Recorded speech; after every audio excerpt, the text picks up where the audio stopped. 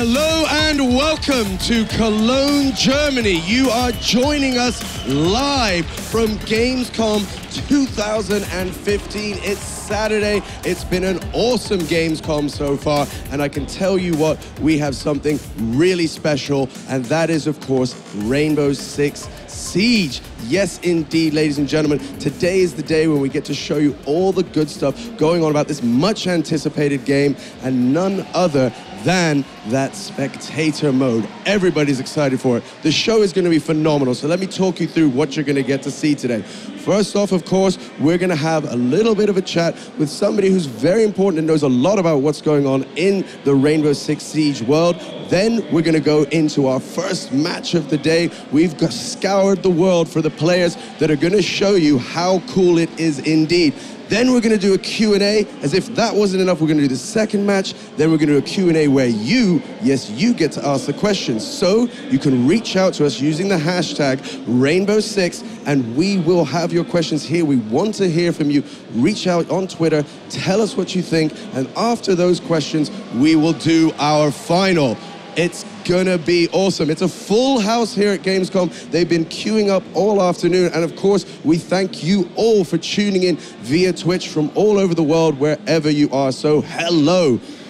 Let's get things underway, which means I have the pleasure of inviting to the stage none other. So please put your hands together for Genevieve Forget.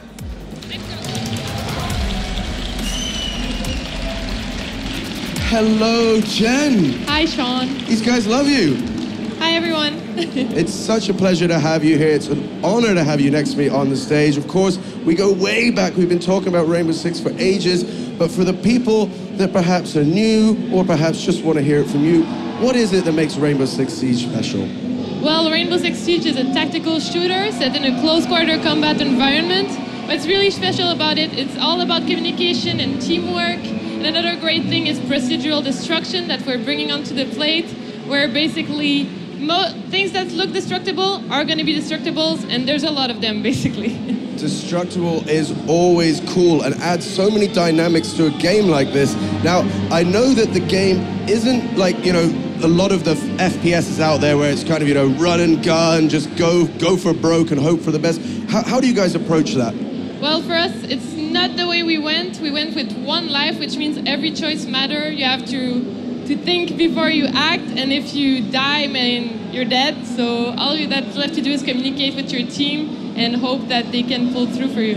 I love it. I love that tactical approach. It's so much closer to what it would be like in a real-life situation. Now, one of the things that everybody is so jazzed about is that Spectator cam. That's... It's been asked for from I'm sure you get a lot of questions about it. Can you tell us a little bit about it? Yeah, well, we just announced our Spectator cam, which we're going to be showing today at last. Yes, it's been coming for a while now. So basically what it is all about is that an 11th player is going to be able to connect to a live multiplayer match and observe it in real time the way they want to. Of course, we have the standard FPS view, which is first person. You switch from player to player. You live the experience through their eyes. You see their skill level. It's all about immersion. But what we're bringing to the table that's different is basically because we're a tactical shooter, we thought it would be better to have a little bit more of a global approach. So we went for a top-down view called the tactical view, which we're really excited about sharing today. And I think we have a little video to show. Let's see if we can roll that video. Tactical view.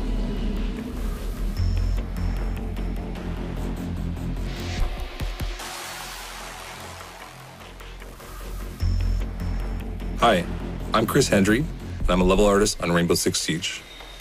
Because Siege is a tactical game, you can pick up a lot of good strategies by watching other players.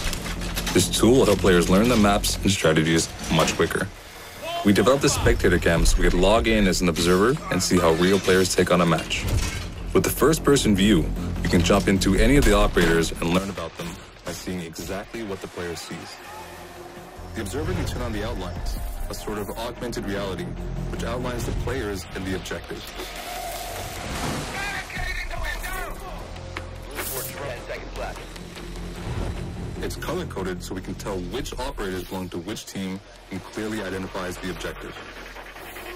At any time, we can switch over to the other team's POV. This includes access to the attacker's drone feed and the defender's security cameras, giving us complete visibility to both teams during the match. When we select an operator, their player panel will appear on the side of the screen. While we are following Jack, who is playing as Thermite, we can track his weapons, munition reserves, and health. We can also use a tactical view, which is our main innovation for the Spectator cam. We can stay close to the action or check out the entire map. This gives us a 360-degree view of the area and lets us locate operators anywhere on the map, even through walls and floors. Ready to breach.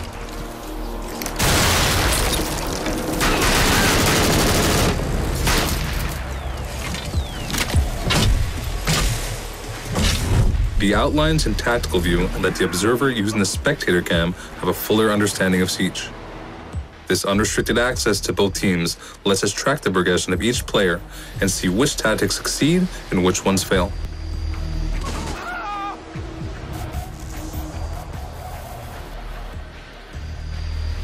This helps us improve our personal skills to mount a more successful Siege by following real players and learning from them. We will have a beta version of the Spectator cam for PC gamers at launch, and we expect to release the polished version for platforms in early 2016.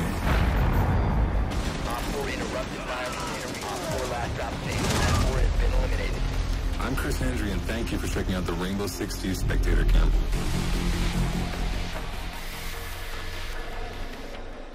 Oh my goodness, that looks so awesome. This must be exciting for you to finally show that off. Oh yeah, we've been preparing this for a long time. Couldn't wait to share it. Really glad it's happening right now. And that was just a video, but we're going to be seeing it throughout the whole live stream. We are indeed. We have teams ready, which I'm about to bring up. So that means I'm going to say thank you. But before you go, of course, if you're watching at home, use that hashtag Rainbow6. Send your questions to Jen and the rest of the guys. Chris is there as well. Questions that you have, but that's not all. Also using the hashtag, or sorry, the URL esl.gg/rs6 and then swag. You can get your hand on all sorts of cool goodies, gifts, everything. So use that. It's completely worth it, and you're going to get involved. And of course, those questions. So Jen, one time, everybody, a big round of applause for Jen. Thank you. Thank you so much, Jen. I'll say goodbye to you for the moment. Which means we're getting underway with the next part of the show, which is, of course, the match. Now, as I told you before, we've scoured the world, brought together players from every corner in order to give you a first taste and look at that spectator mode. And our first matchup, which was chosen, I should add, completely randomly by picking hats or picking names out of a hat, are the green team and the red team representing Europe and Germany.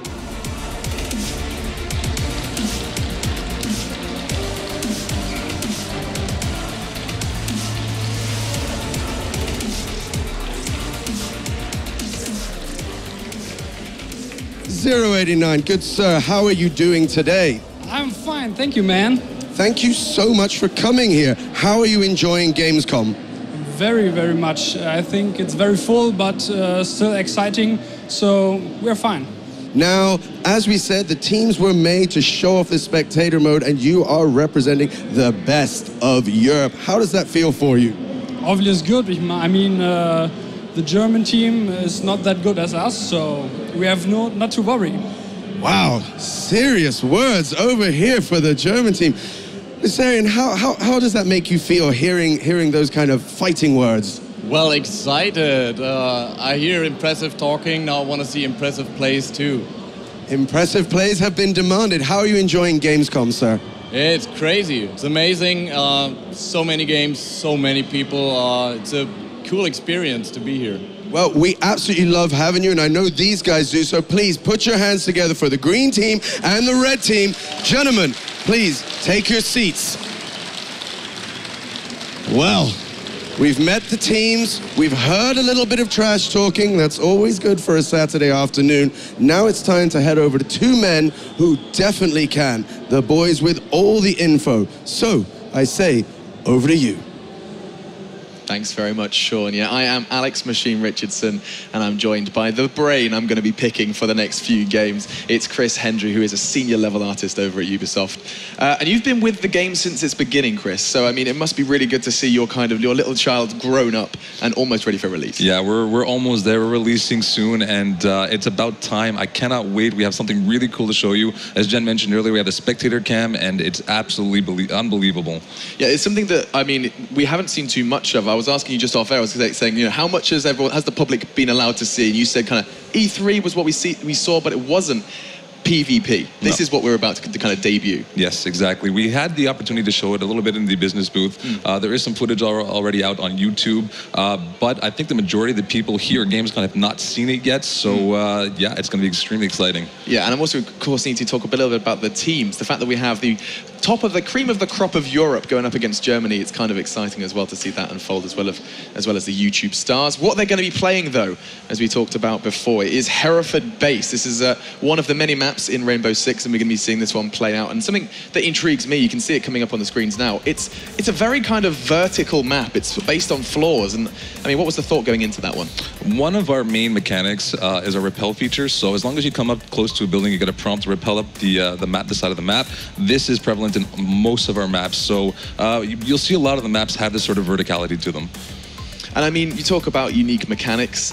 Something that already stood out to me is there's a whole lot of gadgets, gizmos going on around the gameplay. And what kind of stands out to you as something that you don't see every day in terms of gadgetry? For me, it's the replay value. A lot of these maps that you have are very static, right? You don't have environments that really breathe. Rainbow Six, we put a huge focus on our destruction, our wall destruction, our floor destruction. We have trap doors where you can actually come through one floor to another. So it's really kind of cool to show that off. You don't see it in any games right now, and Rainbow Six does it very well. I mean, you can even see it on their shirt. That logo suggests you're probably going to be breaking a fair few walls down as well. And I mean, one of the main things that I saw a whole lot of in the small time I got to see this played out was there's a whole lot of breach. Like, there's a lot of kind of setting up. There's a slow round timer. So, I mean, you're looking at about, what is it, 3 minutes? About, yes. Yeah, so you basically have 3 minutes per round, and people kind of immediately see that and think, okay, we're going to have slow gameplay. But, I mean, it's quite the opposite. You have this build-up. It's the calm before the storm. That's it. And, I mean, what's the game mode that they're going to be playing these 3 minute round times in? So this is our secure area game mode, secure area, and it's similar to a King of the Hill style. You have to stay on the point. There's a timer. It'll time up or time down. If the other team is on the point, it'll stay static, so you need to hold the objective. You cannot leave it. You cannot just wander around the map. You need to stay close to it and be there with your team. So when you're defending a point like this, I always kind of have a little bit of intrigue with this one, is in terms of competitive balancing. Whenever you have this point thing where basically there's cover, you have to defend a point, surely you anticipate there to be a degree of kind of favor for the defenders. I think a lot of games actually have this sort of mechanic where the defenders are favored slightly over the attackers, and I think it's actually a good thing. I mean, you make the attackers think a little bit more. They have to take their time, and as you can see here on the screen, we have what we call our operator system, and this is what kind of turns the tables here. The attackers, defenders, they have their own gadgets. Yeah, sure. And I mean, you have about 20 of them, so let's not kind of throw information at everybody at home. Instead, though, we can point out a few I did catch there. I think I saw one which I've seen an awful lot of, thermite, something that I feel like we're going to be seeing an awful lot of them. We'll actually come back to that because this is going to be our first glimpse, our first taste of Spectator Cam. And we see that 30-second countdown going on. This isn't the start of the round. What's going on here, Chris? Yeah, so we have 30 seconds. We call it the preparation phase. And what the purpose is, the defenders have to set up their traps, their defenses. We have 2 reinforcement walls per character, and they're allowed to barricade windows and door frames. Those are unlimited. And the whole idea here is to just kind of set up a fortress around the objective. Yeah, and another interesting kind of thing on the other side of the coin for the attackers is this drone. You can see one there. It was actually Lucarian who was casting his eyes towards the players setting up their defenses, and it's kind of cool. So it's like a little bit almost like tower defense in that regard, because you're creating like a unique environment for your team to hold. You can see the reinforced walls going down there. On the other side of things, the attacking side, they've basically attempted to scout out. I didn't catch a glimpse. Did they actually find the objective there? Yeah, so Lucarian had his drone in one of our little vents there, and he got an eye on the objective. He also saw that all the defenders were there, so they're pretty confident that they know where the objective is. Intriguing. And I mean, we'll come back to the operators again. But first, you have to see. 3 minutes and 30 still on the clock, and it's going to come down to, it's kind of, is it a battle for intel? I mean, they know where the objective is, but surely you have to clear the floors before you start just bomb rushing the objective. That's it. I mean, what we've seen a lot so far is these guys have usually had a lot of the people downstairs close to the objective, and they have one guy roaming. So you can see here now they're staying on the top floor. They want to make sure nobody is around. They already do, I believe they do know the objective is on the bottom floor, so they're just going to start clearing the rest of the building out. And this is very kind of reminiscent of that tactical style you see, you see in the movies, like checking the rooms clear, process of elimination. And I mean, let's talk about class for a second. You see Ash here, held by the Germans. It's actually Valther. I'm going to attempt to pronounce his name correctly. It's actually the hardest name so far on the list. But I mean, talk to me about Ash. So Ash has what we call a rocket-propelled breach charge, essentially. So it's non-lethal. You can tear down a wall from the distance. I believe you have 2 shots. So she's very good to stay away and take down a wall and be safe. She doesn't need to get in there and put a breach charge on the wall. Oh, is that our first frag? We did actually just see one of the attackers go down. And I can't imagine that's going to be a good feeling. When you're on the attacking side, you need numbers, especially in a game mode like this. You really want to have all 5 when you go for your execute. And actually, that's another kind of mechanic we're going to be seeing, or rather a gadget, would you describe it as, the chains? Yeah, the barbed wire there on the ground is very useful, and they put it in a really good spot. At the bottom of the stairs, he comes down, he's exposed, and you have to melee it. Wow, what a connection with the pistol, just destroying him. And I mean, I always kind of write pistols off somewhat, even with that shield. I mean, like, how much damage can you really do? He proves us wrong, and actually it's a bit of a flurry of frags. 3 for 4. Defenders do still have 3 players remaining, but I mean, losing 2 players this early without any real progress towards the objective, that's going to be very nice equalizer from the attackers. The only issue that we have right now is that all 3 of the defenders are close to the objective, and they don't have it. I believe they don't have it right now, but we have a cluster charge which you put onto a wall and it actually throws grenades into the objective room. So if they actually had that class, the defenders would be at a disadvantage, but they seem to be pretty safe right now. And so let's jump on board with Legend if we can, because I did just see him plant a charge on towards that wall. You can see him there. So this are they preparing for a push in? Is this what they got readying themselves for? That's it. So you can see there on the wall we have these little red prongs sticking out. Those are reinforced walls, and Thermite is the only one who can take it out. Okay, so now they know they're coming, and there's going to be frags as well. Rush takes one into Max, and look at this. Is that Lucarian gets a frag as well? The bodies are dropping, and that's actually going to be a very convincing first round for the German boys. Lucarian, he said he wanted to see stylish play, and actually it's his team that manages to pick that one up. And I mean, what necessarily went wrong for the defenders there? They were the ones that got the first frag. Yeah, so what it looked like there, they actually panicked. Once the breaches went off, these guys, they got up, they started running away from the objective, and we had 2 other guys on the opposite side of the room that actually caught them in the crossfires, so they kind of panicked a little bit. When you have synchronous breach charges, it really throws the defenders off. And so with the first round complete, you obviously have, do you have an opportunity to completely customize your operator going into round 2? I can see things changing. Yeah, so you pick your operator each round, and you can change things like your primary, secondary, and your secondary gadget. The main gadget is always unique to the operators. That you cannot change, but all the secondary weapons and whatnot you can. So you already kind of highlighted that you can't have the same operator on attack and defense. It's completely different pool to pull from. And it looks like we're going to be going into our second round. We talked a little bit about Thermite. He was, of course, an attacking operator. Can you give me a little bit of information on a defender? Let's go for Castle, because we talked about that reinforced barricade. Okay, so Castle has it's similar to a standard barricade, which everybody has, but it is stronger. So typically, when you come up to a regular barricade, you can melee it. Yes, this is the standard barricade. It takes shots very easily, and it breaks very easily. The Castle barricade, however, is much stronger, and it takes a breach charge or a lot of melees to tear down. Yeah, this is actually something I'm interested about. You did just see the barricade go down, then they threw the barbed wire on top of that. I mean, does sound play a big factor in this one? Because I assume breaking down a barricade and meleeing some barbed wire isn't going to be a quiet procedure. No, they're playing this very well right now. You saw them put the barricade again, like you said, just in front of the door. So once you hear them meleeing, you hear the wood drop. They have to come in, and they know that they're going to be there. And if the attackers are smart, they will not come in this room with this barbed wire once they tear down the door. We're seeing a prime example of the levels in play. It's actually going to be DND who's considering on that rappel. And I can even hear that there's more barbed wire getting laid out as well. So, I mean, it can't be easy for the attackers. It does come down to doing exactly what they just did, which was they cut the numbers down to 3 before they executed onto the objective. And I'd be intrigued to see if the Lucarian and his team, the German squad, are going to make the same mistake that their counterparts did. And Here we see they're actually all coming up together, but are these barricades that the enemies have set up, or is this? Yes, what you see there is actually the castle barricade. The white barricade that's on the window right there is the castle barricade, so they need to use a breach charge here. I really like what they're doing, though. They're all coming up on the same side of the wall. He's going to breach in here, try to get a couple of hits, but I don't think he sees anybody. Now they're going to slow it down slightly.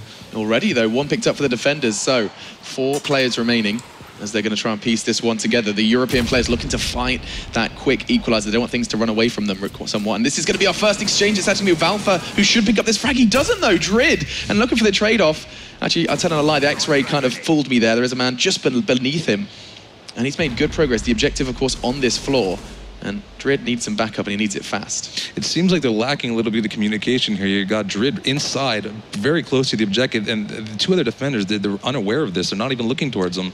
So what are the defenders, what the defenders need to be doing differently here? I mean, I assume more barricades, something to slow them down, because they're already here, and now they've got 2 minutes to just pick them apart. That's it. I mean, like I said earlier, they're spread out here. You need to stay a little bit closer to the objectives. So, I don't know, maybe they have something in planned right now, but it doesn't seem to be working out too well. You can't exactly play for like a retake in this, because you have to be on the objective to maintain control. Exactly. Let's see where this goes from here then. Currently, the numbers do stand at 4-3. The attackers have been brought down to a pretty uncomfortable situation. And you can see, we saw just how powerful the pistol can be in the previous round. Not going to happen this time, as he is going to be brought down. This is a perfect example of what I wanted to talk about just now, actually. It's called down but not out. Can we talk about that mechanic somewhat? Yeah, so as long as you're not headshotted, you do go down. You can actually move, and you can also hold your life. So as long as you're holding X, you'll stay alive a little bit longer. Here you can see that's done. He's picking him up. You can move away, so you do get some cover. He didn't seem to be to need to do that right there, and he is revived, so they're back up a man. So is that just another search for more kind of team play? This is something you really want to focus on, right? Exactly. Is team synergy and being forced to kind of revive your teammates is a decision you have to make. Play the objective, get another man, and it's good to see the revive comes in. But in the meantime, they have been brought down to 2, and the defenders are doing a pretty damn good job here, as it looks like the Germans, led of course by Louis Carey, you heard him on the microphone on the stage there with Sean, very comfortable and confident. And am I seeing leaning there? Are they controlling that, or is it the auto lean? That's they're controlling it. So on the remote, you press your thumb pad down, you lean to the left and right. Each thumb pad goes one direction, and on PC it's the same thing with your E and Q typically. I just heard some like sparks flying from that barbed wire. Is that something different? Yeah, so that's one of our new. There we go. Very nice. I actually did not see what happened there. They basically whittled them down. It was kind of more so that the attackers were coming in one by one. Yeah. I liked the idea of it. You saw, of course, what Drid managed to do, getting that early frag, reaching all the right places, just wasn't quite enough, and it felt like Lucarian was making all the right calls. Yeah, well, Drid was in the room there. He should have actually called for backup, and they should have joined him in that room. A lot of the walls that are in that room, on the opposite side, there's the objective. They're all destructible. They can shoot through them, they can breach them, and they didn't utilize that. I mean, I keep mentioning the Lucarian. Let me talk about a little bit more of that roster. You have High Five Legend, Castriera, Valtha, Rush, and Lucarian. And on the other side of things, the European side, we have IMAX, Drid, of course, we talked about him before, Zero, GGC Moa, probably going to be butchering that name as well, and Dastan is their 5th. So, I mean, 2-0 already. It's 1-6. I'm not sure if we mentioned that beforehand. Yeah, that's correct. That's right. And I see 6, and immediately my competitive FPS brain goes, hang on, that doesn't sound like enough. But already we're seeing those rounds are long, and it's not necessarily about quantity, it's about the quality of the round. And it looks like we're going to be seeing a whole lot of barricades set up here. Yeah, so as you're saying, it does seem a little bit long, but really the matches are pretty quick, and there is a threshold point. You started off 3 minutes, 4 minutes in, and the last minute is when everybody starts pushing it in. You saw that last round too. It was kind of stagnant at the middle of the game, but then you have to start pushing it when there's a minute left to get to the objective.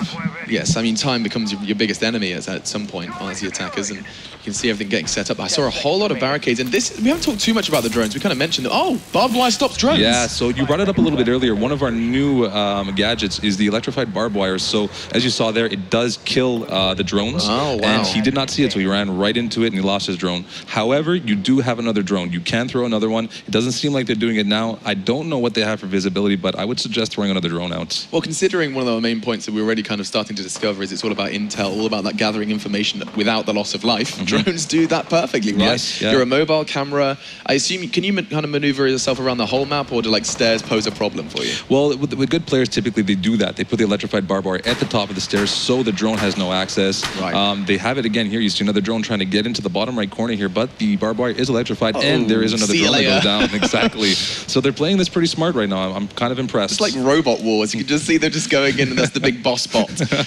It does look like they're going to start. This is another drone. This is that backup drone we were talking about. Yeah, exactly. So they decided they don't have enough of visibility, so he's going to throw another one in. He's not taking the stairs that the other two drones took.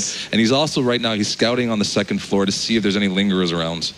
And of course, there is more barbed wire posing the biggest threat so far for these drones. Is he going to be the third one that just rolls on into his doom? Let's see what happens here. I mean, oh, he just managed to narrowly get past it. So, is the non-electrified barbed wire... Oh, hang on, we've just had first blood. GG Mo, I said I was going to butcher his name, I just did. But he does manage to find a frag, and the attacker's already brought down to 4.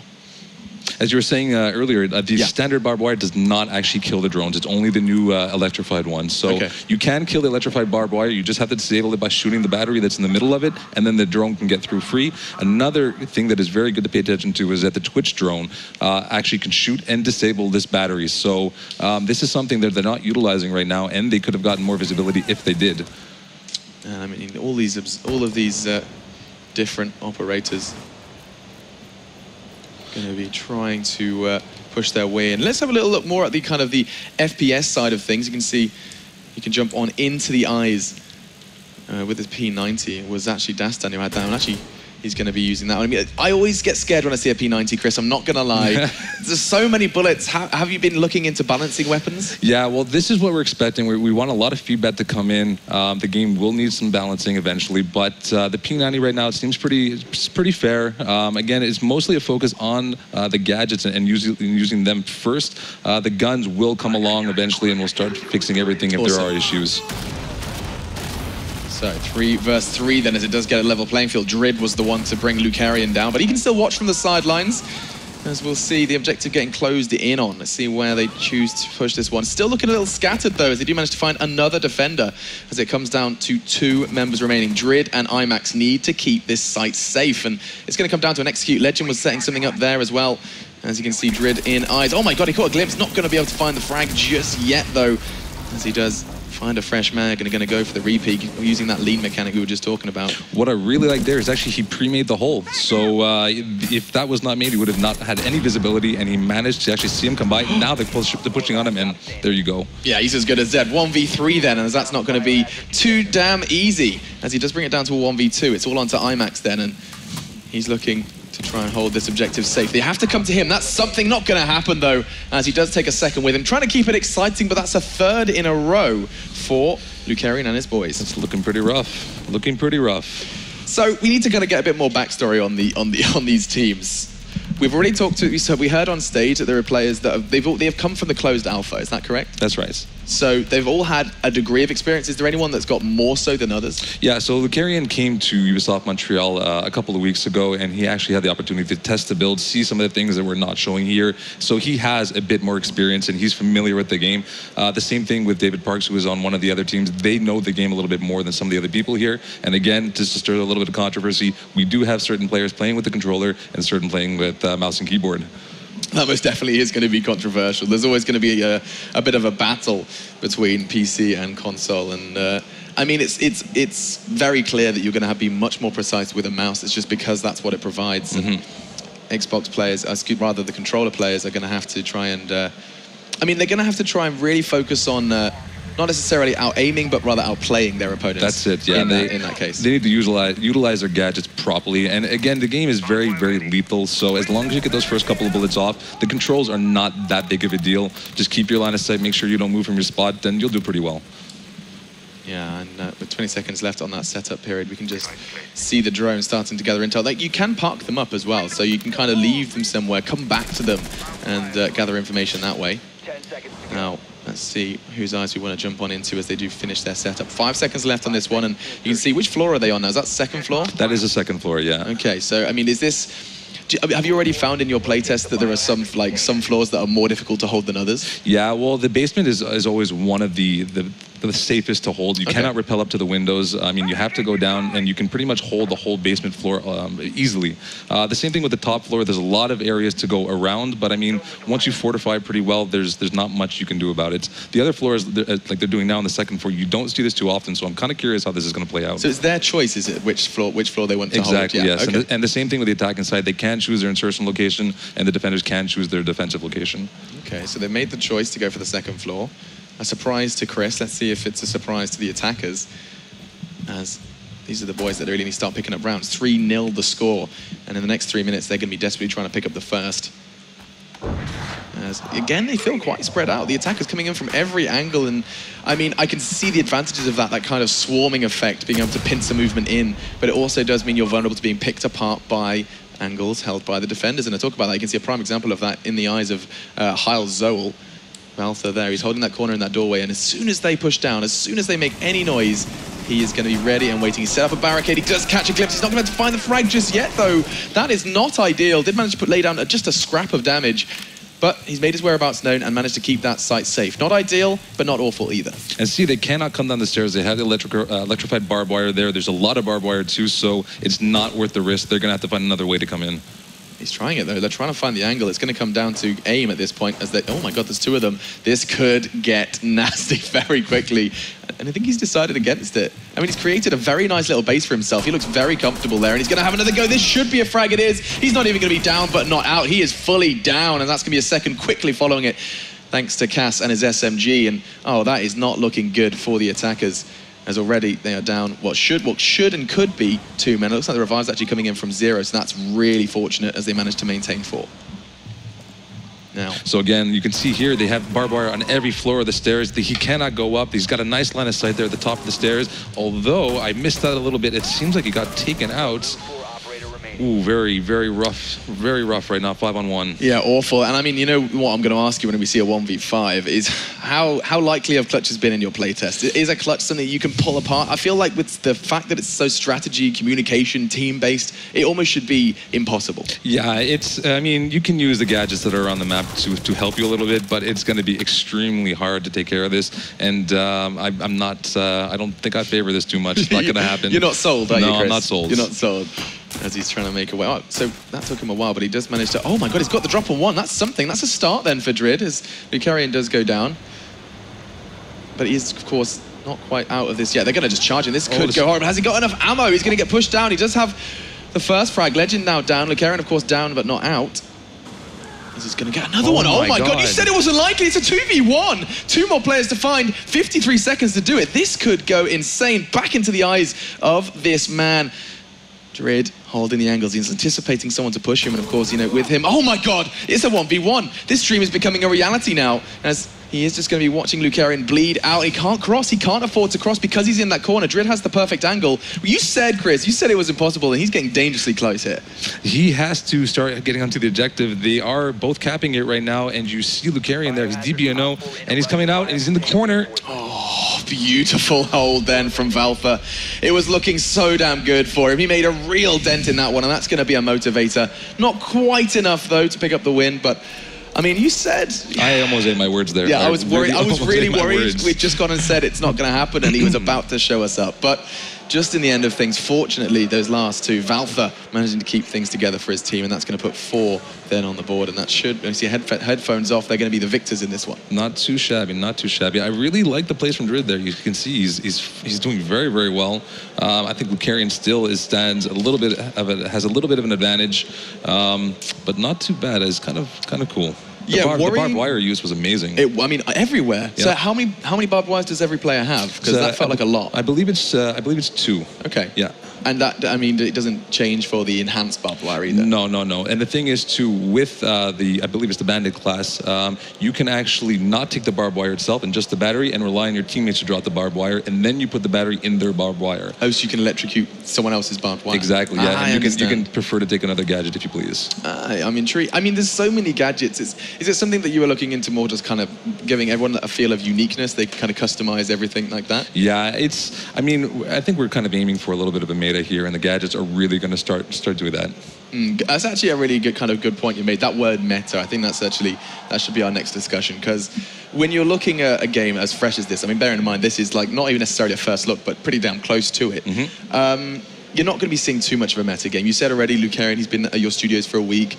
He's the one that's got his eyes kind of on, probably closest towards a meta game at this point. So he's the one making the calls. Yeah. Picking up a 4-0 suggests they may have found something. What was it that stood out to you, though, that was that? Just very quickly before we head to the stage. Their defenses were solid. I mean, they didn't really have to do much work, much labor. They had their defenses down, and that's really what won them the game. Awesome. Well, we're talking about Lucarian. Let's hear what he had to say as he's on stage with Sean. Thank you so much, Alex. I am indeed joined by Lucarian. That kind of went to plan. How did that feel for you, sir? Very good. Now, how much, short answer, but the right one. How much of that was the strategy that you guys had going into this? Well, we had a lot of practice today before the match, and we kind of decided to take it very slowly this time and be very precise, you know, plan every move, and that kind of worked out really well, and also relay all the information between everyone before we go into action. Like, everyone knew what the other one was doing, so that was really helping. Now, going into that, of course, we had this kind of, you know, the best of Europe team versus the local guys, German team. There you go. They're here. They're supporting you. How much do you think that played in? Did you at all think, hey, these guys, a bit of trash talking before, we have something to prove? Yeah, I think that worked. That helped, of course. Then again, I mean, we can talk German. That helps a lot, I think, too, because communication is very important in this game, so it helps, yeah. Now, obviously, you're watching it through the way that the game is meant to be played, first person, getting in there. But now you'll actually be able to go back and watch it and see kind of things in that, you know, that spectator mode. Is that something you'll do, you know, after matches like this, go back, see what they were doing, what their actions were when you were making actions?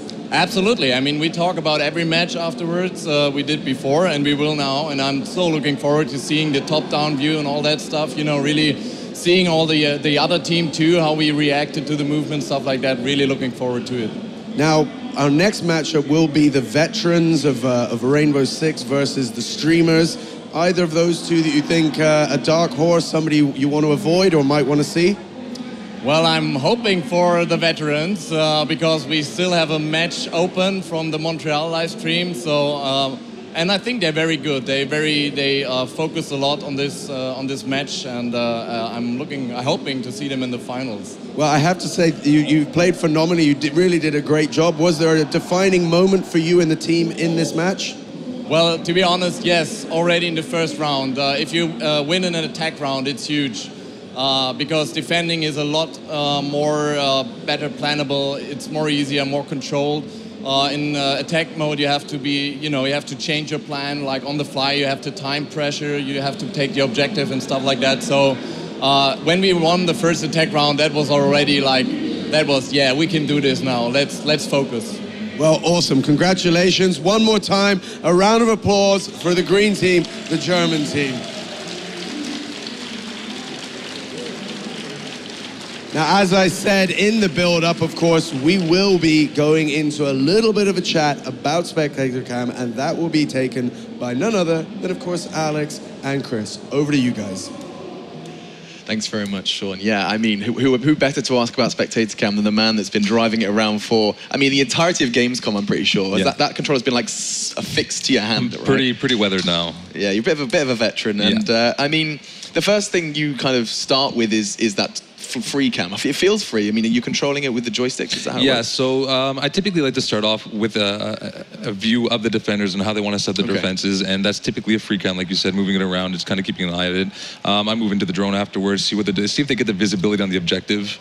The first question I'm going to ask with free cam, because it's something that I've encountered problems with in the past, is can I go through all environments? Like, is it one of those ones that you can just fly through environments? Yes, exactly. You saw there, I was able to go through the levels of the map too. So with the D-pad, actually, you can go down and up a story and really get through the whole map, no problem. Awesome, and I mean, you know, the second standout feature to me was X-ray, right? Yes. I mean, that was something that you looked for from the beginning, is that right? Yes, exactly. I mean, it's kind of essential.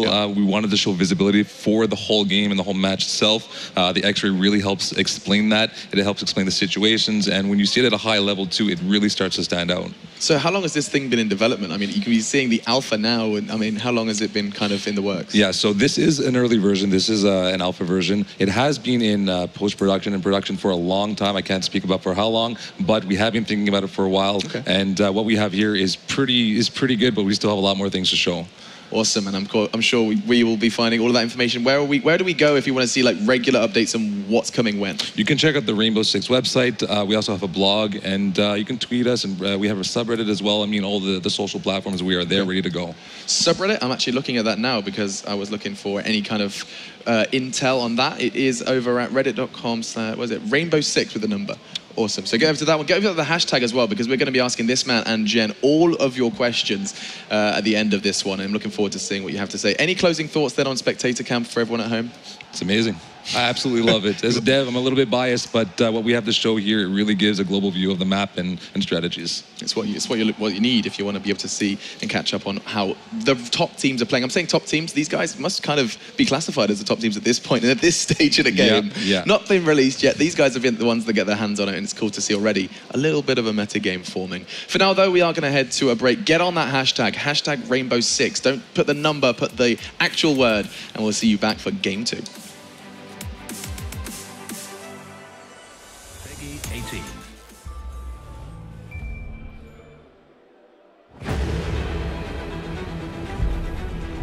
Rainbow Six. Experts in close quarters battle and hostage rescue. Assembled from special forces teams around the world. The counterterrorism units. These are the elite French operators.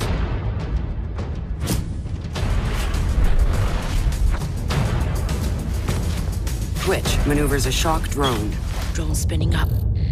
This one can deliver electric probes to distract hostiles or incapacitate devices. If you think nobody can get in, she'll prove you wrong. We need to keep moving. Montagne is armed with an expandable shield able to give protection from small firearms and close combat attacks. Right where nobody wants to go, he'll step in first. Stay behind me. Ready to go. Operator hit! Equipped with a stim pistol, Doc is able to precisely deliver a close-range healing shot. Here, take this! When things go south, Cover me! Doc is the one to give a second chance. Try not to get yourselves hurt. Rook can provide additional armor packs to the team. Each vest can stop ballistics from piercing the chest cavity. Quite handy when it's your own holding the shots. GIG and operators know that saving a life is more important than one's own.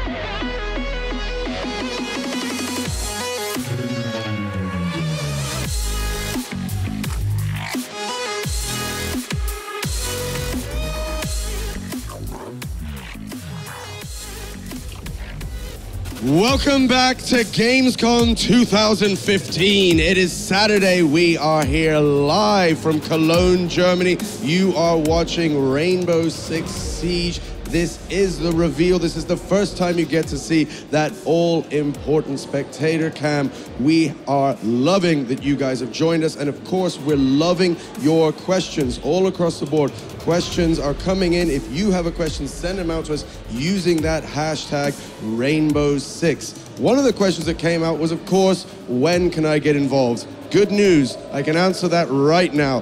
Beta is 24th of September. Put it in your diary, get involved, follow the guys on Twitter. You need to be involved. It's phenomenal. That first match was absolutely great, and this second one promises to be just that and more, because the next two teams represent none other than the Rainbow Six veterans and the streamers. So please join me in welcoming to the stage our blue and gray team.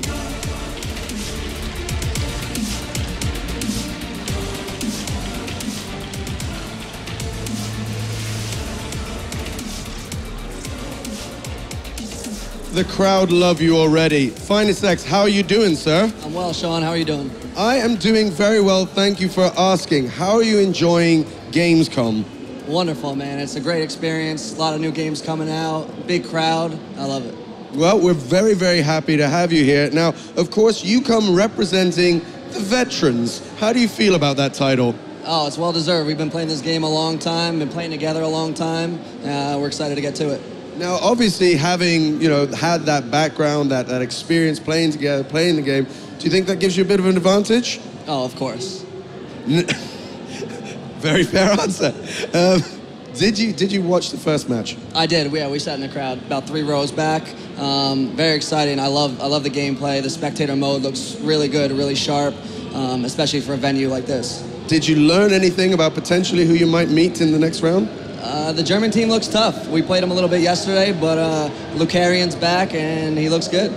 Excellent stuff, sir. Thank you very much. And of course, representing the streamers, Alex, how are you doing, sir? I'm very good, thank you. Thank you very much. Great show. Good to be here. How are you liking the craziness of Gamescom? It's insane. It's been a crazy, crazy 3 days, but it's been so good. So many games. Just being here is awesome. So. Now, you guys came together specifically for this, to be playing together. How have you guys been gelling, kind of getting to get your strats together? So we actually met about 2 days ago. So we've already kind of sort of like found out how to work together. You know, we found our roles. We found what kind of, what we think we kind of suit best. And yeah, we seem to be playing well together. So I think it's good. Now, standing in your way to getting potentially up against the Germans, the local team, how do you feel about the veterans?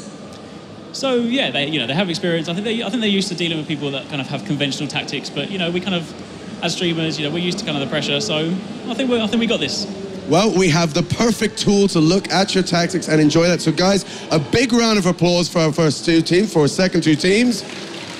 And of course, I'm going to let them get back to their desks to get warmed up, because of course it is time to start into our second match, which can mean only one thing, of course. I won't be talking you through it, but the guy who will be is our good friend, The Machine. Cheers. Cheers.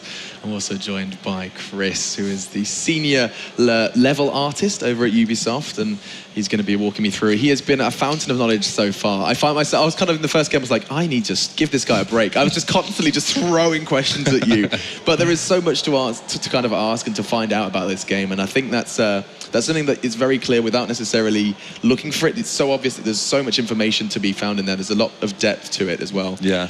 The operators is something I think we need to talk a little bit more about while the teams are loading in to the map. The map is Hereford Base. We're going to be seeing that one played out again, and I'm excited to see if just in the 3 matches we're going to be playing out, if there's any sort of meta developments. But back to operators then.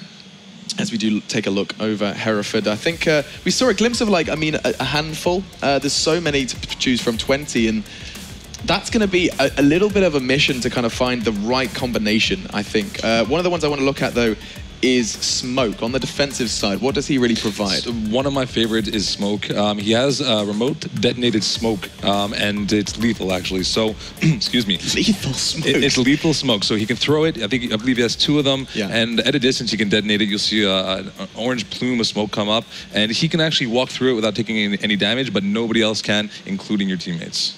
Okay, so you have to be careful with that one. You could see things go horribly wrong. Exactly. If you throw your smoke, or rather deploy your smoke at the wrong time. Exactly, yeah. It's very good for kind of funneling and closing up choke points, and it stays around for quite a while, too. So, I mean, could it be used as a delaying tactic? Does time really become much of a factor? I mean, when it's 3 minutes on the clock, do people really leave it down to the last couple of seconds sometimes from what you've seen? Yeah, well, smoke is actually very good. I mean, if there's only 2 entrances into an objective room and then they block it off with smoke and there's 10 seconds, I mean, they can't get in. Game over, and then they won the round. And we can actually see the defenders going in. No smoke this time, but we are seeing Rook. I see that in the center. That's actually going to be in the hands of Game Over. What does his class bring to the table? Another very popular one. He drops plated armor, so you'll see at the beginning of the round, he's likely going to do it. He's going to put down this box on the ground. All the teammates come up, they grab it. It gives additional life. I believe it's 50 extra armor or life, and this is kind of essential for your team. It really gives an advantage. Look at them getting hyped. Is of course the streamers. You have a real nice roster from the streamers on this side of things. I'll give you a little roster rundown for you guys at home. The streamers, the YouTubers, we have Lamadia, Arex, DYK Gaming, which is of course Did You Know Gaming. I'm calling him DYK for this one. Chaboy and Aaron Lord. And here we go then. It's Hereford Base, 5 versus 5. You die, you're out, forced to watch from the sidelines. And we are into that. What's the kind of official name for this phase? This is officially called the preparation phase. Okay. And you'll see once it stops at 15 seconds, we have the attacking phase. And there you see one of the drones already went down. So he is now out of a drone. And he looks really upset about it as well with his thumb up, just waiting for the action to unfold. They have to actually find the objective. This is something that I think is going to be kind of really intriguing in competitive play, seeing these teams kind of clash. Is if you don't find that objective, so much of your early round is wasted just trying to gather information about where it is, never mind where the enemies are. That's it. We spoke a little bit earlier about the round time and there being a blitz the last couple of minutes. If you take that minute, the 45 seconds to drone again and try to get some information, you're kind of rushed a little bit more. So it doesn't look like they're taking that route, though. They're kind of just going to go into it right away. So it comes down to balance, I think, as well as about, keeping your numbers, but also going maybe a little bit Rambo, going for that kind of solo mission. Looks like Chaboy is the one that's considering it. He did rappel up and actually changed his mind. And the risk, of course, is that there could be one man waiting already. Not knowing where those defenders are going to be does leave a lot to be discovered. He's going to be able to swing into that one completely safe and unharmed. And already, as you kind of swing into doors like that, does he assume that floor is clear? Well, I think what they're doing here is actually pretty smart. They want to check out the top floor. They're really not looking into the rooms too much, though, so I'd be a little concerned here. They're coming down the main stairs, which is one of the choke points in the map, and they're not checking the rooms to the side here, so they need to be a little bit careful. But as you can see on the other side, we don't really have any defenders. That was the first flashbang I think we've seen. That's kind of exciting to me because, I mean, utility nades are so crucial in other FPS titles. It's something that you guys have really looked into making, your flashes, your smokes a crucial part of gameplay. Yes, and we have a couple of trap doors in the map. They mostly lead to the objective room. A good thing to do is take out this trap and then toss a flash down or a smoke and get into the objective room. Oh man, he had the right idea there as well. Does have the MP7 in hand. We are in eyes of Rogue War Chief as he's going to be doing his best for the veterans. Of course, there is a balance to be struck. the entire veteran side. Seniors to the game, we saw them way back in 2008, 2007 over on the MLG circuit, playing Vegas, and look at him, he's getting pushed down. There's 3 players to find. Is surely not going to be able to do much with the pistol. He doesn't, as a Rex puts him to bed permanently, and it's going to be 2 minutes still on the clock, and it's a 3 versus 3 as another frag is picked up, this time by Azzy. They're going back and forth with this one, though. A trade out as Rogue War Chief, and what did he just kill him with? That icon does not ring a bell. That is the electrified barbed wire, extremely lethal, so you need to disable it. You can't even try to walk across it. You will die, and maybe he just didn't see it and walked right into it. So you could probably put it on like really tight corners and just drop it and surprise him with that way as well. Yeah, so if you can see here, I'll point it out real quick. You see, is that it? Yeah, exactly. You see they already have a ton of barbed wire here. Ugh. There is no access here from the stairs at all. These 2 attacking guys they're just not going to stand a chance, or they should really find another way to come in. So the normal barbed wire doesn't do damage to you, instead it just slows you. Is that correct? Exactly, yes. Does it make noise when you step on it? Yes, it does. Yes, it does. Okay. You can take it out by meleeing it 3 times, but they seem to be not taking care of that. Yeah, not at all. You see, they've kind of made a hole. I think this is something we're going to be seeing a whole lot more of, and what on earth is that? Checking his cameras as the defenders are trying to keep this one safe. Just throw out the spray, but nothing going to connect as it is down to a 3 versus 2. The attacking side, the blue side this time, you're going to be looking to close on in. It's actually Hopes who's holding the perfect angle, and just 48 seconds. You said it comes all the way down to the wire. Yeah. 3 minutes have passed and still no progress onto the objective, and the defenders, they have the numbers and they also have the health advantage. One of those men dropped to half health. See, this is kind of tough now too. You got one guy who's in DBNO. He's trying to back up to get some cover so his teammate can pick him up. You see he's about to do it, but we have Doc here just below. I think he knows this is happening, and he's probably going to make a play here. Oh, but there's the barbed wire. Will that affect him as well? He can't actually push up the staircase. Or does it not affect him? No, it does not completely affect your unaffected. Team. Exactly, oh, yes. Okay. God, you can cause havoc with this barbed wire. I'm seeing a core mechanic start to take shape already. 12 seconds left, though, and the attackers, what are they doing? They need to either find 3 frags or push onto the objective now. This feels almost said and done, and a double from Finest does secure it with style. Round 1 going beautifully in favor as a quick double kill. You can see the 2 bodies dropping there. They did not use the clock well. No, and I think they lost their, actually, they didn't even pick Thermite up there, so what likely happened is that the defenders, they reinforced the trapdoors above the objective room, and because they do not have a Thermite, they cannot get into the objective room. They are forced down the main stairs there, and you saw what happened. The barbed wire just totally ruined it for them. So the veterans then, from way back when, of course, using those controllers up against the streamers, I think there's a bit of a mixture of PC and console controllers over on the other side of things for the streamers. That's right, yeah. It's kind of 5 controllers versus a bit of a mixture. And it's going to be kind of that PC versus console battle going to actually be going down here on the main stage. So I'll take a second to talk about Doc. We haven't really looked at him too much. I was wondering about that. But you can revive everybody once they go in DBNO. And Doc, however, he has a ranged DBNO reviver, essentially. So he's got a little stim pistol. He can kind of pick up his friends if they go down at a distance. And I think it's a very good pick here for the defenders. So that enables kind of one man to sprint around and keep his teammates healthy. And there's wow, that's a lot of reinforcement. That entire corner then cannot be breached. Is that correct? Or is there someone that can get through? That's correct. Although you can use Thermite, and the attacking team did they decided to pick it up this time here. So they have that Thermite. That's that red icon you can see in the top right corner. That's it. I'll go to him now. Yeah, so this is Thermite. Blood and Glory currently just, of course, in that phase, scanning out with his drone as best he can. But he has the capability to go through. I can see it in there in his kit, the exothermic charge. That would be the one that gets through. Exactly. That's right. Yeah. And so the cool thing about Thermite too is that you can actually change your secondary gadget to have breaches, so he can actually have about 5 breaches totals. Very, very nice class to pick up here for the attacking side. Well, while you're talking about breaches, of course, it's something we're seeing almost kind of every round. You're seeing various breaches take shape, and it's something that, I mean, can you plant it anywhere, like floor, ceiling, anywhere, or is it specific locations? No, as long as the wall is breakable, you can put a breach onto it. Okay. We have, again, I mentioned it earlier, we have some line-of-sight floors. Those will be in wood. You can put a breach on that as well to see the floor below you. We haven't seen much of that this game so far. I think that's part of the meta we were talking about earlier. It will come around. People will figure this out. It's not at that state yet. Yeah, I mean, for me, the first thing that I'm noticing here is that we're not seeing much utility use. It's something I feel like is being underestimated, actually, is how powerful a good flashbang, a good smoke could be in these pushes. As you know, I start to see something take shape for the attacking side. The attackers now the veterans after a very solid hold in round 1. And I think it's like someone's DBNO.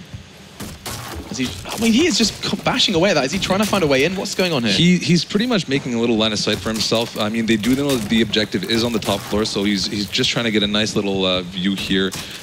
Maybe he actually doesn't have recharges, so he's stuck, but his teammates can come around and help him out. It looks like he's just going to back off right now, though it's not working for him. Maybe it was just a bit of a bait and switch, keeping everyone aware of, he's making lots of noise, making them think maybe there's multiple numbers there. In the meantime, the main body of the assault is starting to take shape elsewhere. Hopes is the one climbing up on the side.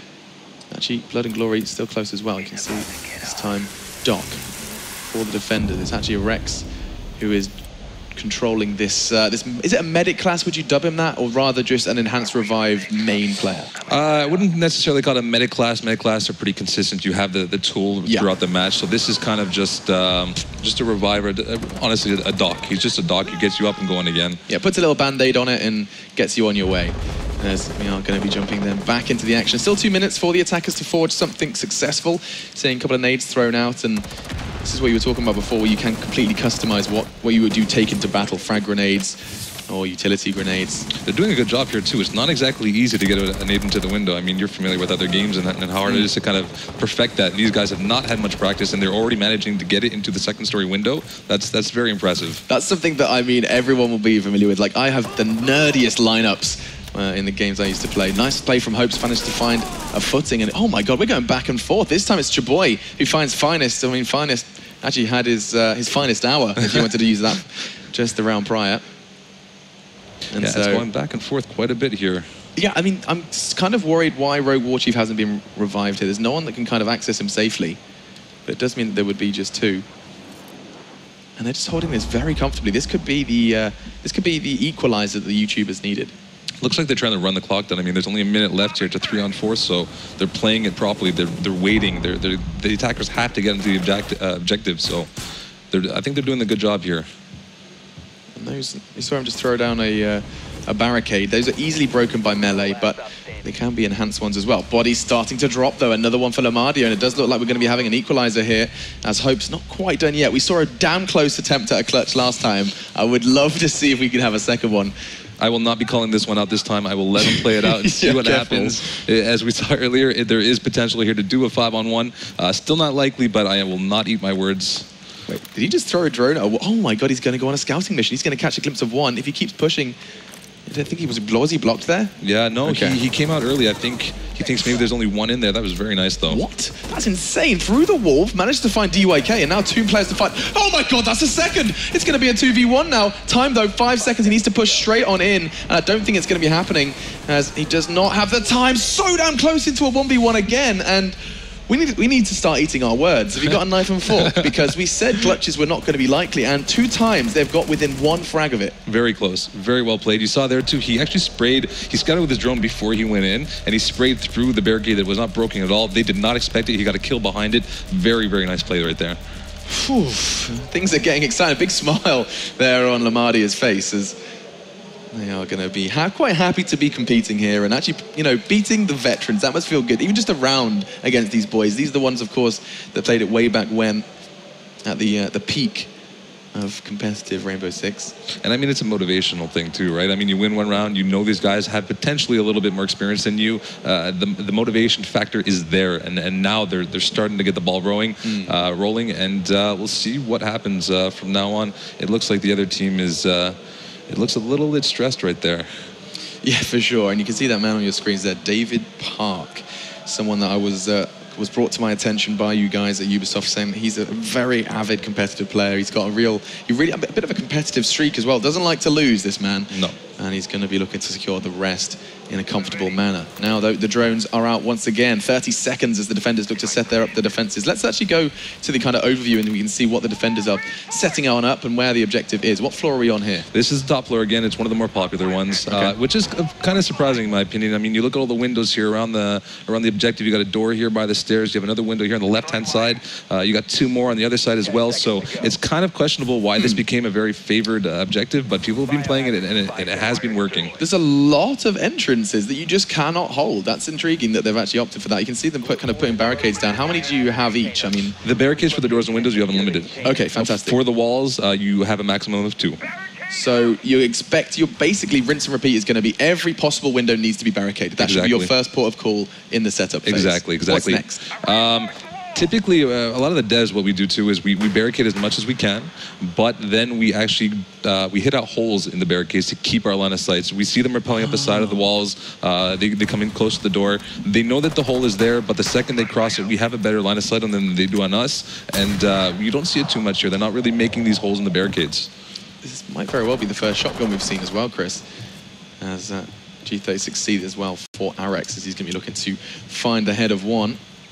Not sure how easy he's going to be able to find. Arex, of course, competing for the streamers / YouTubing team.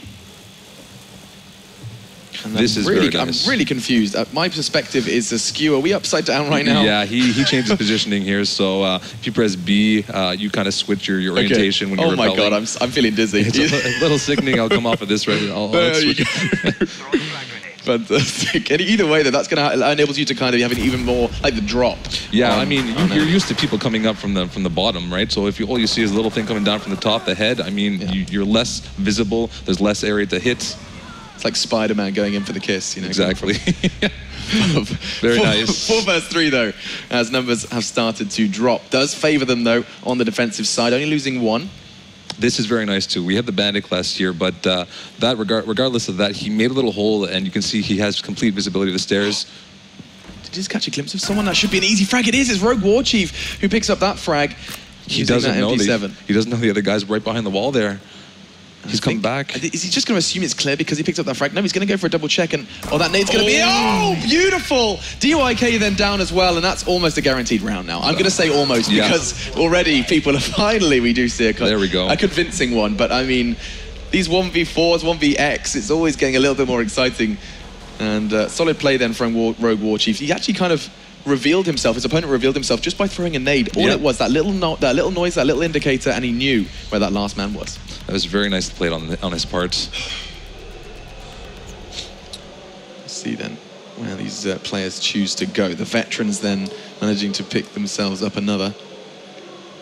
We'll talk a little bit about Sledge too. When you get down to the end of the round and you out of reach charges, let's say you take down a lot of walls, Sledge is the perfect operator to pick up here. He has the hammer, he can tear down the walls, is unlimited. The hammer does not break, you do not run out of it, so he's a very good pick. It's nice to see that they picked him up here alongside Thermite and Ash as well. There's a lot of breaching potential here.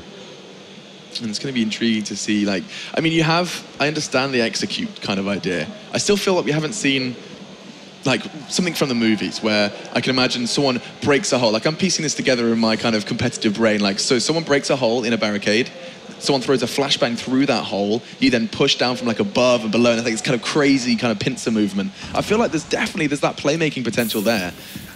And it's intriguing to see who's going to be the first ones to do it. I would assume probably the Lucarian or David Park, considering they have that extra experience over at Ubisoft HQ.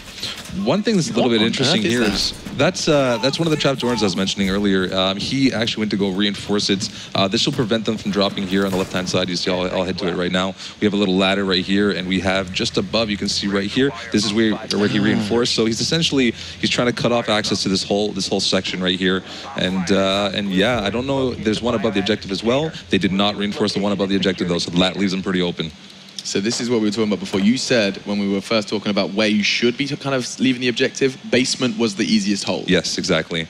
You're not worried about much verticality. There's no windows. I mean, you're pretty safe downstairs. But them not reinforcing this little trap right here is going to cause a lot of issues. I can see what the advantages of that hold, but I can also see the disadvantages. You know, when there's no windows, that also means there's no escape. If people were throwing in, you know, not necessarily the poisonous smoke, because that is a defensive class, but, you know, equivalents or something like that, dangerous nades, area of effect damage. Fish in a barrel. Exactly. That's perfect expression to summarize what could happen if things do not go to plan. We're seeing the first charge executed there. That's going to maybe necessarily be more of a distraction than a push. One thing I do not like about this is that he actually used one of his thermite charges, so now he only has one left, and if the objective room is completely boarded up like we saw, he is down one thermite charge, and they're going to have a bit more trouble getting in there. Can you have multiple of the same operative is my next question. One operator, rather. No, the operators are specific per team, and you can only pick one. They are unique, so you cannot have multiple operators. This up here, actually, as you're pointing out right now, these are what we call a recruit class, a recruit operator, and they don't have any unique gadgets, but they have a more varied loadout. So I believe they picked them up because they have the deployable shield. It's a shield you can put down for defenses and then pick up again if it's not put into a good spot. I believe that's why they picked it both up. I'll see real quick if they put any of these shields down below. I don't see any right now. So I'm not too sure why they picked this up. He's used his second charge. He's set it up. It's actually Blood and Glory who put the thermite charge on the wall. And it looks like he's going to be going for the execute. That's going to be the vulnerability found, but it does, of course, provide a bit of a choke point for the attackers if they're going to push through. You can see those red X's indicating that you cannot breach that charge. He's going to put a cluster charge on it anyway, but that will not work. That's what's going to be happening right now. So I'm actually a little bit unsure of this, but I actually think it does go through the reinforced wall right here. So that has potential to kill somebody. It doesn't look like it got anybody right now. Still a good idea, though. Okay, so it goes through, doesn't open up the exactly. Yes. Okay, I understand. Yes. And now he just catches a glimpse of a leg. Not going to be enough. Of course, you mentioned before that DBNO happens if you do not find the head. And now here comes the execute. 1 minute 40, does walk into his crosses. It's going to be an exchange. Azzy for Finest. Back to a 4v4, and the attackers, they're starting to whittle away at the defenders, but every single time it's traded out. 3 versus 3 now, make it 3v2, thanks to Azzy, who finds his second of the round. And now the 2 remaining attackers are sitting there wondering where it all went wrong. Blood and Glory answers, though, with a frag of his own, and we're find ourselves in a 2v2. And this is the fast-paced action. It's ridiculous how we go from this kind of setup phase into this bloodbath over in the basement. Yeah, you have a minute left right now. They have to pick up the pace. They need to get into the objective. You got one right there. What? I didn't see what happened there. Very nice. He dropped down from the garage, though. I think that was one of the flankers I was mentioning earlier. You typically have one person off to the side, kind of being ready to come behind them, and this is something setting up right here. There's a shield I was mentioning earlier, too. Yeah, and he's rocking the recruit class. This is an intriguing one. He's got the deployable shield, barbed wire. This seems like a pretty damn good defensive set. Yeah, I like what he's doing here, too. They got one guy who's staying pretty much close to the objective. Right now, though, it's got 30 seconds. They're going to have to pick it up. I don't know what he's doing. I'm not too sure either. You're seeing the defenders set themselves up. Is that they're setting up a barricade as well? Yeah, he can put the barricade back up. Oh, he's in trouble here. Surely he does get tagged up. Not going to be going down just yet, though. It's actually a Rex with the Doc who's holding steady. That's Chaboy setting himself up for the crossfire. 15 seconds, it's as good as over. And another one is picked up. This time, though, thanks to a Rex and the gang, the streamers managed to keep it level. And there was a P90 you're talking about, so not too bad. Yeah, it's one of those things we were looking at. We were worried to see, how prominent a P90 can be, and he does find success with it there. Lots of damage coming out across the board. 3 kills that round for a Rex, and on the same side of things we saw, I think it was Blade, what's his name? Blood and Glory did exactly the same thing. So good stuff across the board. As this could potentially go all the way. It's going to be best of 6. We saw a 4-0 stomp in the first game, and looks like this one's not going to be so clear-cut. No, and again, you can't see it right now, but we have them picking 2 recruits, so it looks like they're going to be going for that shield play again. I don't know how viable it is, but it seems to be working for them. They like it. So a recruit is a different kind of twist on an operator. Exactly. It's pretty much your base operator. It's a good operator to pick up when you want to learn the game, learn the maps, not worry too much about the gadgets and the higher level that's there that comes with the operators. So it's a very good operator to pick just to learn the game at the beginning. And I feel like we're actually starting to piece together a good bundle of popular operators. I'm seeing Ash again for like the 1000th time. Rook is there as well, Doc. It's good to see the players already have started to find things that they feel comfortable on, as well as they feel like works in their team composition. Bandit as well, one we mentioned earlier. It's going to be Rogue Warchief, the one controlling him, and Bandit's the one that lays down that deadly shock wire you have to keep your eyes open for. You can see it in his kit there. I believe you put one here underneath the objective location. Again, you can see the trapdoor just above. I'll go down below, and yeah, you see right there, you can see the barbed wire is electrified. If anybody tries to take out this trapdoor right there, they're going to fall down and they'll die pretty quick. Could you breach it, then shoot the battery and then drop? Yes, you can. Very nice. Okay. Yeah. So there is counterplay to most of the setups. Exactly. Yeah, you can use the Twitch drone as well to kind of get rid of these traps. So there are viable options to get rid of these nuisance barbed wires that you see a lot in the maps. Got to keep your eyes out for it. And I mean, these are the recruit classes that we touched on earlier. These are going to be rocking the breach charge, stun grenade, and the L85A2. Rolls off the tongue, that weapon. I wouldn't even try to pronounce that. And looks like we might be finding our first exchange here. 20 seconds or so into the round, and looks like they are preparing themselves to try and find that third MP7 in hand. Oh, did he catch a glimpse? I'm pretty sure he did. And there's so many players just on the other side of that wall. This is like, would you push on this? Is this a game where you can get away with a push like that? I wouldn't come through that window. First, you have to tear it down. You have to use either a breeze charge or you can melee it to get the barricade gone. And then on top of that, you need to vault through the window. So, I mean, you see he's peeking through the window of the truck right here. They made the right call going around. Holding the safe angle as well. Oh, that was an intriguing angle. Does that climbing into the window? Yeah, Lamardia then is up on that floor, and there's a whole lot of them as well. The objectives beneath them, though, does this mean that they're going to go for like a kind of a clear and push, like floor by floor Exactly. structure? Again, there is, however, a defender on this floor. They haven't spotted him yet, and he's kind of hanging out here, eh? Where is it? Right there. There he is. Okay, Yeah. Blood and Glory. He was actually the one holding the sight, so he's mixed it up, keeping things interesting, keeping the attackers guessing, and that's a fantastic frag with the UMP. Throws a celebratory barbed wire onto the floor as well. So what you're seeing here, we actually haven't talked about it. It's our pulse class. He can see heartbeats through the wall. This is why he's the one who is flanking. Right now, he's up top. He's pretty safe. He can watch where they're coming from. There you see the heartbeat walking by. And he can pretty much avoid them and then flank them at the same time. And can you see all of the heartbeats at once? Yes, you can, but there is a range to it. Right now, you can only see one, so he knows where one guy is. He's likely calling out where he is to his teammates. But yeah. Brilliant. So he's basically going to put himself in a higher level, then look down on the objective to give them a kind of a play-by-play of where they're coming from. Exactly, bingo. And that's what he's doing the same thing over and over. He's moving, he's checking again, and there you go. Wow. Just like that.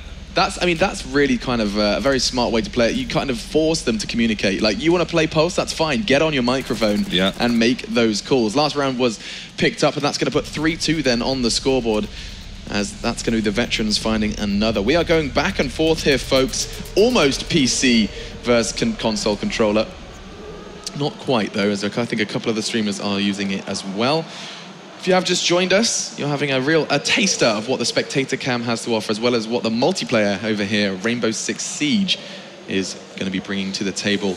That's going to be coming out, I don't want to get this date wrong, September 24th for the beta. And whereabouts can people sign up for that one? You can actually go to our consumer booth as well. We will be giving out beta keys if you stay in line and play the game a little bit. Awesome. You can check out our website too. All the information is there. Reddit as well. Again, all the social media platforms, you can find all the information you need. And while people are doing that, the game continues. 30 seconds in the setup. And you guys are going to start seeing a bit of a rinse and repeat factor to this one as he does set up as much of the defenses as they can. The drone hunt, though, does begin. Let's actually go on eyes with that one. Oh, look at this. You can see the drone is trying to be hunted, but he's got a bit of pace to him and struggling to find it. Who's this? DYK is desperately hunting for the rolling Pringles tube as he does finally take it down. And here comes another one. It's just going to be actually quite an irritating thing for the defenders if already they know all of that information has been gathered. Yeah, they know where the objective is now. They managed to take out a couple drones here, so but that doesn't really matter. They know they're on the top floor, and you can see they're going to spawn and go right to it. I'll switch over to the attackers right now. So, just starting to see what they can do with that information gathered. They know where the objective is, and they know where at least a minimum of 3 of the defenders are as well.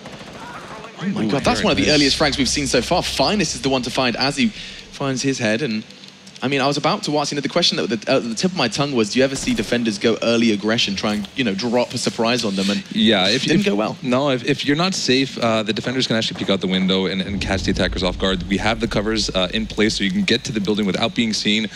You don't see people peeking out right now, which is very smart. You see a little head peek through that barricade, you are done for. But they're not doing it too much this game. I think they've learned their lesson. Yeah, for sure. And this is a very nice angle as well, keeping himself safe. Is he in the basement there? What floor are we on? No, we're on the main floor here. Okay. He's in the kitchen. I'll go up back top to the objective room here.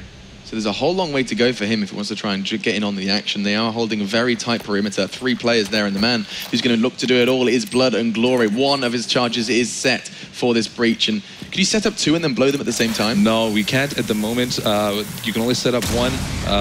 That's pretty much, you can only set up 1 at a time. Okay, so that's going to be the warning shot then. He does manage to blow 1 of them. That's the entryway potentially paved, as it's going to be game over. Who starts the fragging? That's 1 onto Chaboy, looking for a second as things are starting to heat up. And the defenders, they're actually moving away from the site. This is one of those risk-reward scenarios. Is yes, you can push on. Yes, you can get a drop on the attackers, but oh my God, what just happened? 3 frags in a very short space of time. They're all coming in at once. You blink and you miss it, and the veterans just pick up a round in true style. That was very quick. That went from not much happening to the round was over. Yeah, and I mean, that's the only one where you can really keep an eye on it is from the top-down view, because it's happened all too quick everywhere on the map, and the veterans have managed to secure victory. 4-2 then the score in that one. The streamers keeping it respectable, though, not having any of that 4-0 malarkey we saw over in the EU versus Germany game. Germany, of course, coming out on top of that one. Quite appropriate, as we are here at Gamescom in Cologne. It's a Saturday, the crowd is packed, and I'm sure the German side are going to have plenty of home support as we will be going into that next game soon. Big smiles for the veterans, but it's not over yet. How did that feel for you then, Chris, going into to see your game getting played by, you know, the veterans of the previous title, the previous iteration, seeing them playing your new title and seeing them find success? It must be a good feeling. Yeah, well, we had them at the business booth again yesterday. We had all the teams who were going to be playing at the show match come up to see us, and they sat down with all of the devs, and we gave them a little bit of tips. We helped them out a little bit. I focused my time a little bit more with David Park's team, and I gave them a couple of little tricks here and there. They seem to be using some of them. I won't say exactly what they were, but again, the other devs helped out the other teams too, just to kind of bring the general experience up, the general knowledge up, and I mean, you see here the game's a little bit closer. It wasn't like the last game. Unfortunately, they didn't do too well, but this game seems to be a little bit nicer. Heard it here first. Chris is biased, everybody. We just need to keep your eyes out. Watch out, Ubisoft are coming for you. No, incredible to see the veterans prevail, and that does mean that the veterans will be going up against the German side in our final, which will be coming up a little bit later today. And I mean, we're talking a lot about these attack and defending operators. I'd love to know, just quickly, where you would position, if you were building your ideal team, if there were 5 Chris's at PCs, what operators would they be playing on the attacking side? I can at least speak for most of the team. Thermite is definitely, you need him. It's the only operator right now who can get through these reinforced walls. Other than that, Twitch I've been using a lot recently too, mainly because we have introduced this new electrified barbed wire, and it's very, if the barbed wire is placed in a good way, it's hard to get to the barbed wire and actually disable it. So Twitch drone is very good for that, as well as taking out the security cameras. We haven't seen too much of it in the game so far, but we do have security cameras in the map on each level. We have 2 outside as well, and the Twitch drone can really take them out. So for me, that's kind of a priority pick. Keep your eyes on the security cameras. And talking of cameras, let's cut over to our camera on the stage and see what Sean and the players have to say.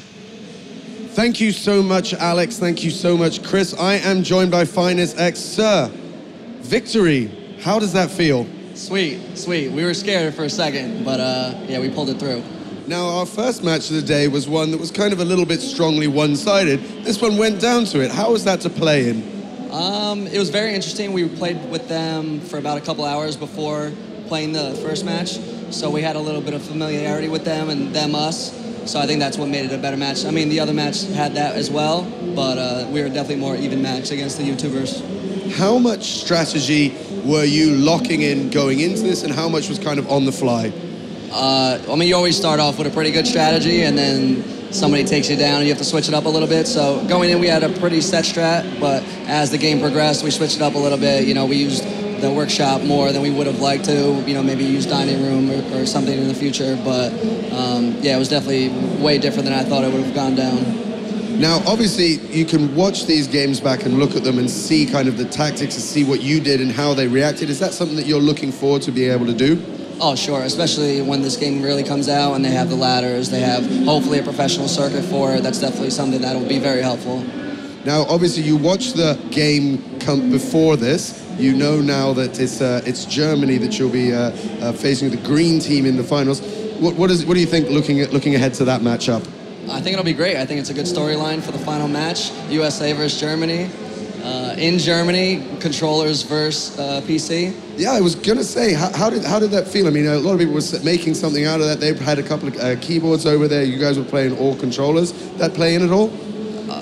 I would say most people would say PC mouse is much easier, much more responsive to play with than controllers. So it was definitely tough, but I think we played well, and that's what we were used to anyway. So in the end, it was fine. Now, you have to, of course, talk a little bit about your team. How did they perform overall? Are you happy? Are there things that after this you're going to be talking to them about, knowing what's up in the next match? I think we're definitely happy we pulled out the win, but there are a few things we need to go over, some missteps that I think we need to correct moving forward, and you know, we'll see in the next match, in the next probably 20 minutes or so, how that works out. You will indeed. Well, I want to say, first of all, thank you very much. Big round of applause. We loved having you, and for the moment, please join your team and start preparing. Thank you so much, sir. See you in a bit. Finest X there. That was a good matchup, but we've got more coming up. But before we go there, you have been reaching out to us, you have been giving questions, and that means that Chris, Alex, and Jen are standing by, and they're going to be taking some of your questions. And after that, we'll be bringing you the final. But for now, over to you guys. Thanks very much, Sean. Yeah, I've got the experts with me. Of course, I've been hanging out with Chris. Good to have you as well, Jen. And the community has been getting involved as well. I mean, I'm going to have to whip them. I'm going to look really antisocial for a second while I try and actually find... I know, I'm one of those guys. I'm sorry. I can't believe he's doing this. And we're also, in case you're wondering, me and Chris are leg models, as we are showing off here. I'm pretty tanned right now. Yeah, pretty tanned. You are. You're really showing off the real, the pasty look. Yeah. You're a gamer tan. Yeah. I'm having a look to see what people have been saying. I saw a lot when we were casting. I don't want to lose it. Let's have a little look. Lots of people just saying they registered for the beta, which is awesome to hear already. You guys, if you are interested as well, head over to the hashtag Rainbow6, and you can pick these guys' brains right now. As I'm seeing, where have all of these tweets gone? It's not. Can you remember what the ones we were pointing out? Some of them, Chris, because there was a couple of good questions. We were like, we need to ask that one to Jen. I actually do not. I'm drawing a blank right now. Okay, I'm absolutely drawing a blank. Well, keep sending your questions in while I desperately try and find what people are saying. Lots of people just saying, I can't wait for Rainbow Six Siege. That's always good to hear. That's not a question, but we accept your statement. I registered. Join us. Registered. Okay, I'm struggling. I'm struggling here. You should have made a question Rainbow Six hashtag. I had loads of really good questions from people as well, and it's just, they are not coming out. Everyone's just telling us that... Let's see. I think we've got someone in my ear is going to try and find the hashtag for me while I hopelessly just look antisocial. But I mean, I'll ask a couple of questions while we do get hold of it. So let's do that instead. Yeah, go for it. To get rid of my phone and look at you guys for a second. Oh, hi. Nice to make eye contact. First question from me. I mean, I know I've been picking your brain for a bit, so this one's for you. Is putting me on the spot. Yeah, exactly. I'm a big esports guy. I like my competitive. If there's someone in a similar boat to me watching at home, and they're watching this, they're seeing, teams on stage playing it. Is this a sign of things to come for Rainbow Six? Well, I mean, if people want to take it there, we will follow them and support them. So we're not going to impose or anything, but we definitely are keeping an eye out for people who want to step up, get into the competition. Okay. It would make us happy. Okay, so there's definitely support there if they want it. Is the truth. I mean, you're a big fan as well. Yeah. Across the board. That then, of course, raises the next question, which is going to go ahead and be balancing. I mean, are you guys going to be keeping your eyes on the balance of the game as players get their hands on it in the beta? Yeah, I think that's typical of most games. It takes a little while for the game to actually flush out and really be solid. No game is perfect when it first comes out. I mean, that's typical across the board. So we will be listening to community feedback. We have lots of outlets that people can talk to us at. So we will be listening. We will be tweaking. We will be buffing and debuffing the standard things you see with most games. Yeah, we're also going to collect a lot of data through the beta, but also after launch, of course, because we get cold data, which is like straight up data, and then we get also the player feedback, which we collect through all the places, all the platforms. And I have a question. It's just I have this voice in my head that's given me all of the questions. So someone called Grindout, apparently, if I have butchered that, I apologize. But they're asking, because this actually, you'll remember this is when I mentioned it, Chris. This is one of them, yeah. Do you know it? Yeah. So when it comes to the buildings, because of course with the Spectator cam, you can see like floor by floor, right? Yes. What happens when you've got multiple buildings on the same level on different maps? Most of our maps have just a single building. This is our siege function, is that you have this single building, you want everybody to come to this single building, and the focus is really there. So the Spectator cam does support it, but a majority of our maps do have this sort of one building mentality.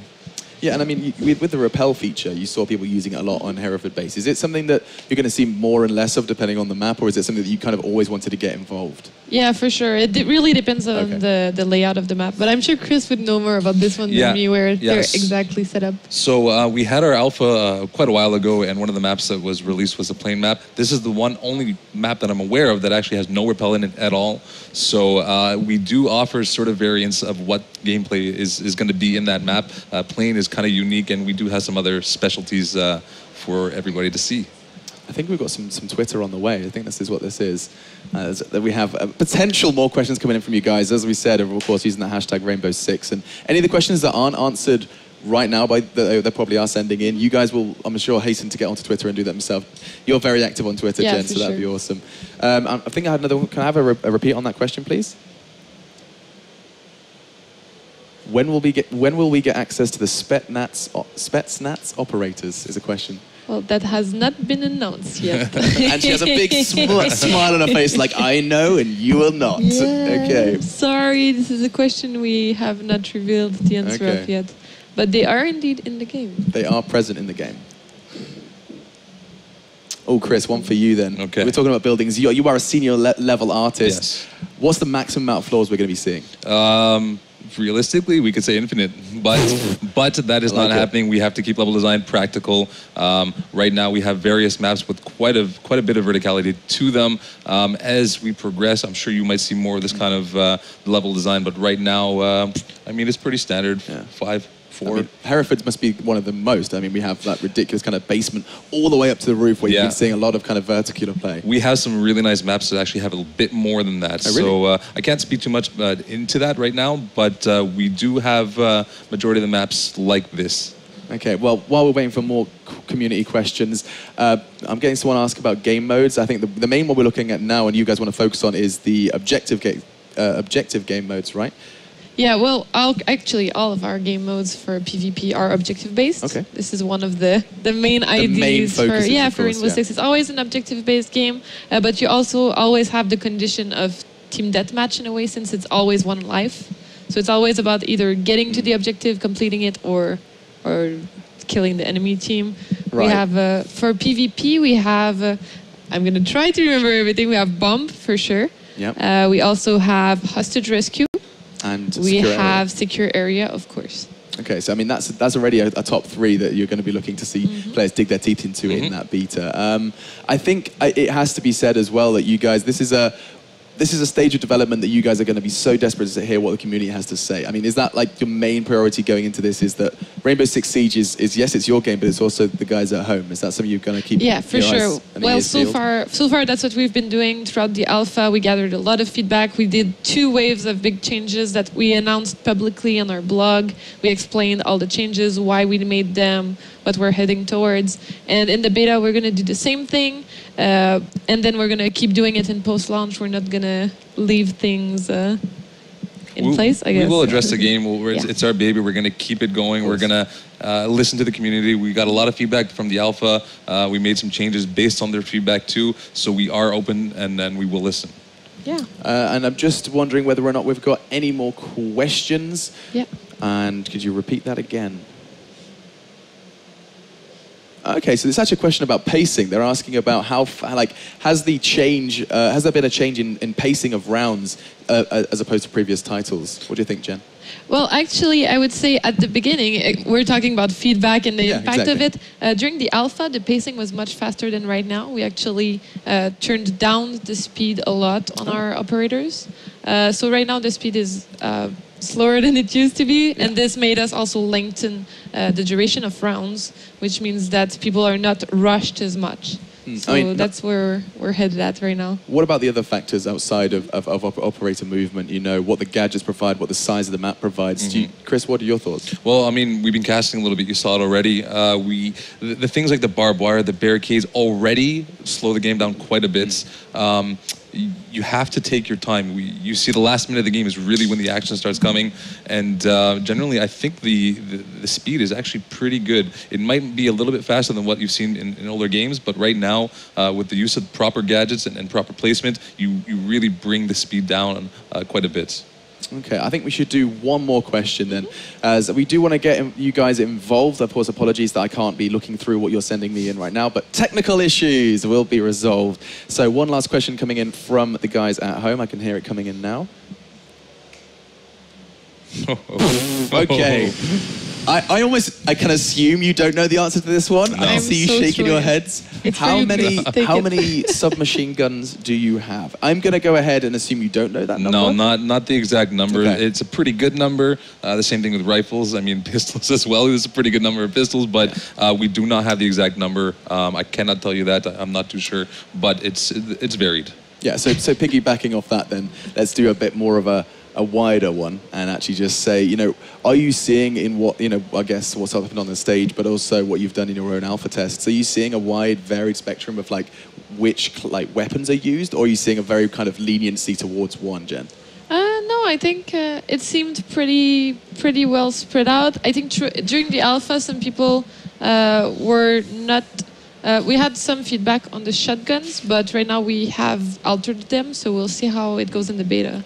I can imagine a shotgun would be really good on like a breach because it's so really close, right? Yeah, well, what's really interesting about the shotgun in our game is that you can blow holes through walls to create line of sight, and it's much more effective than like meleeing the wall forever. Like we saw in one of those matches, like, I was like, I'm making a hole right now. It's got like a big bruised elbow. I'll get there in like... 20 minutes. I'll be there, guys. And yeah, so the shotguns are much more effective for that. So not necessarily just dispatching enemies, it's just, you know, you can, again, back to that point of opening the level up. Yeah, exactly. And you saw, like, we saw a bit of the security camera, not too much of it, but if you get one person watching the security camera, another person with a shotgun, they come up the stairs behind a wall that's breakable, the guy's watching the security camera, boom, he's dead. And I mean, it goes through walls, the damage is great, close combats, they're pretty good. They're not used very much right now, but again, we talked earlier about the meta. I think it will change. People will start picking it up more, and they'll become important. Yeah, 100%. Just from like the fraction that I've seen, I mean, here at Gamescom, it's so clear that there is more to be seen from this game in terms of where you could go in a competitive round. Yeah, I'm already just piecing it starting together. right now. 100%. Yeah. I mean, I'm sitting there, I'm like, oh, if he'd have breached that at the same time as someone came from, like, you're just sitting there, you're like, you can really see where it could go. And, yeah. I mean, we're going to have an opportunity to see if it can see a bit more of a meta development as the final will be taking place very, very shortly. And I think we've got, I think that's about it from questions from the community for now. Jen, Chris, always good to talk to you. We met yesterday, and already I've probably bored you with the amount of questions that I've been throwing. Always enjoyable talking about it, really is. Yeah, so so I will, I'm sure we'll be back, and we'll see Jen on stage as well with Sean. Chris, we've got a final to dissect very shortly. But until we do that, we're going to go ahead and throw to a very quick break while the players ready themselves for our grand final here at Rainbow Six Siege.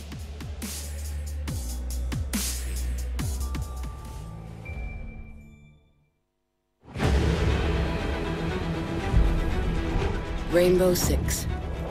Experts in close quarters battle and hostage rescue. Assembled from special forces teams around the world. The counterterrorism units. These are the elite American operators.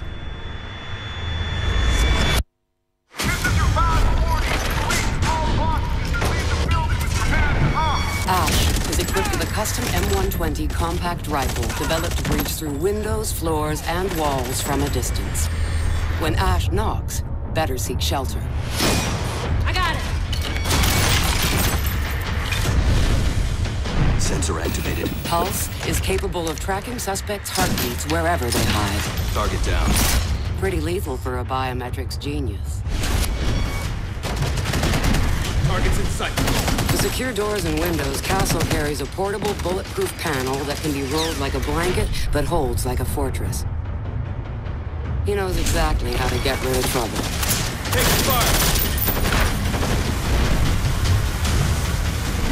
Equipped with the Brimstone. Ready. A remote detonable rolling mat. Thermite can cut metal like butter. You gotta love chemistry.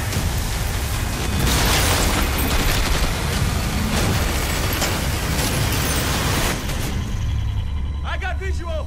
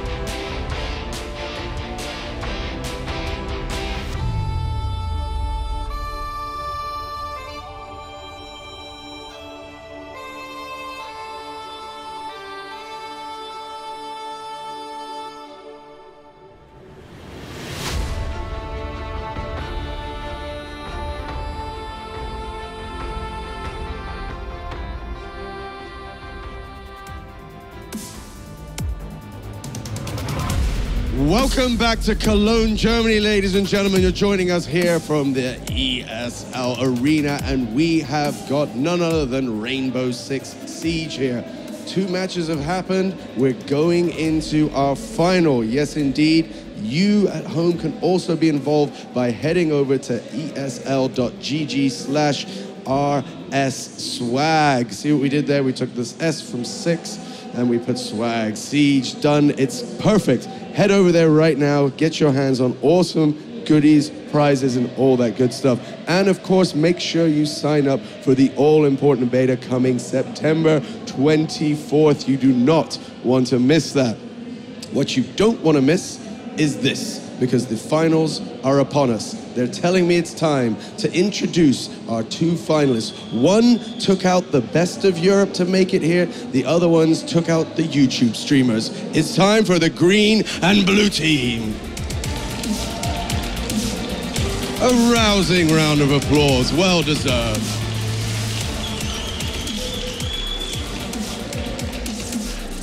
I'll start over with you, Lucarian. How are you doing? I'm fine, thank you. Now, you played, you did what you said you would do, you took out the guys who were doing a bit of trash talking. How are you feeling for the final? Oh, we are prepared now. I mean, they're looking super strong as well, so I hope it's a good show, and I think it's going to be very tough for both teams to win this. Everyone has to focus. Yeah. Now, of course, you had a chance to watch them playing in their last match. Anything you picked up? You don't have to answer yes, no exactly, but were you taking notes? Yeah, I mean, they're using the map to their whole advantage. This is really amazing to see, and they're also pretty good shooters too. It's amazing. All headshots all the time, stuff like that. So, yeah, we're gonna have to watch out for them. Well, I wish you very, very, very good luck, you and your team. A round of applause for the green team, the locals from Germany. Standing in their way are the veterans, head by Finest X. How are you, sir? Not bad. You still doing all right? I am still doing fantastic. It is Saturday. It's been a couple of days of Gamescom. The end is in sight. Now, that was a close match. We talked about it before. Predictions for this one?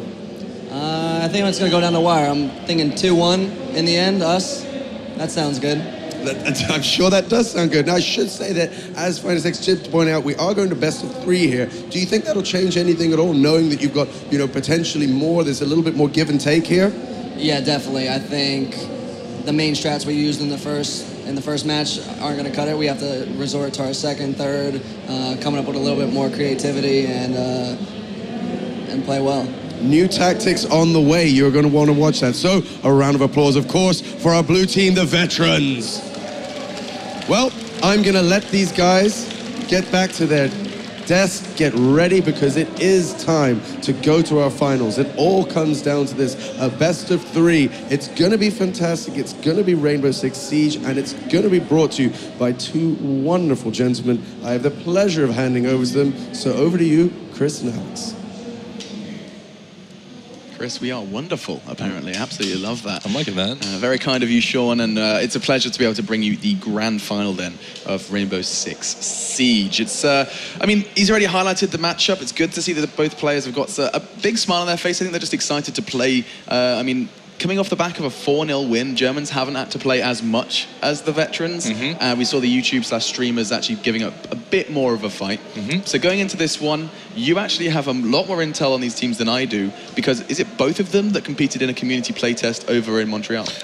It's not the whole team exactly. Okay. It was only Lucarian and David Parks. I'm not sure the rest of the team was actually there with them, but these are the guys who are actually they're gearing it. They're giving the advice. They're helping them out, and having that knowledge already is a huge advantage. So the teams are slowly getting better, and these 2 guys are really pushing it forward.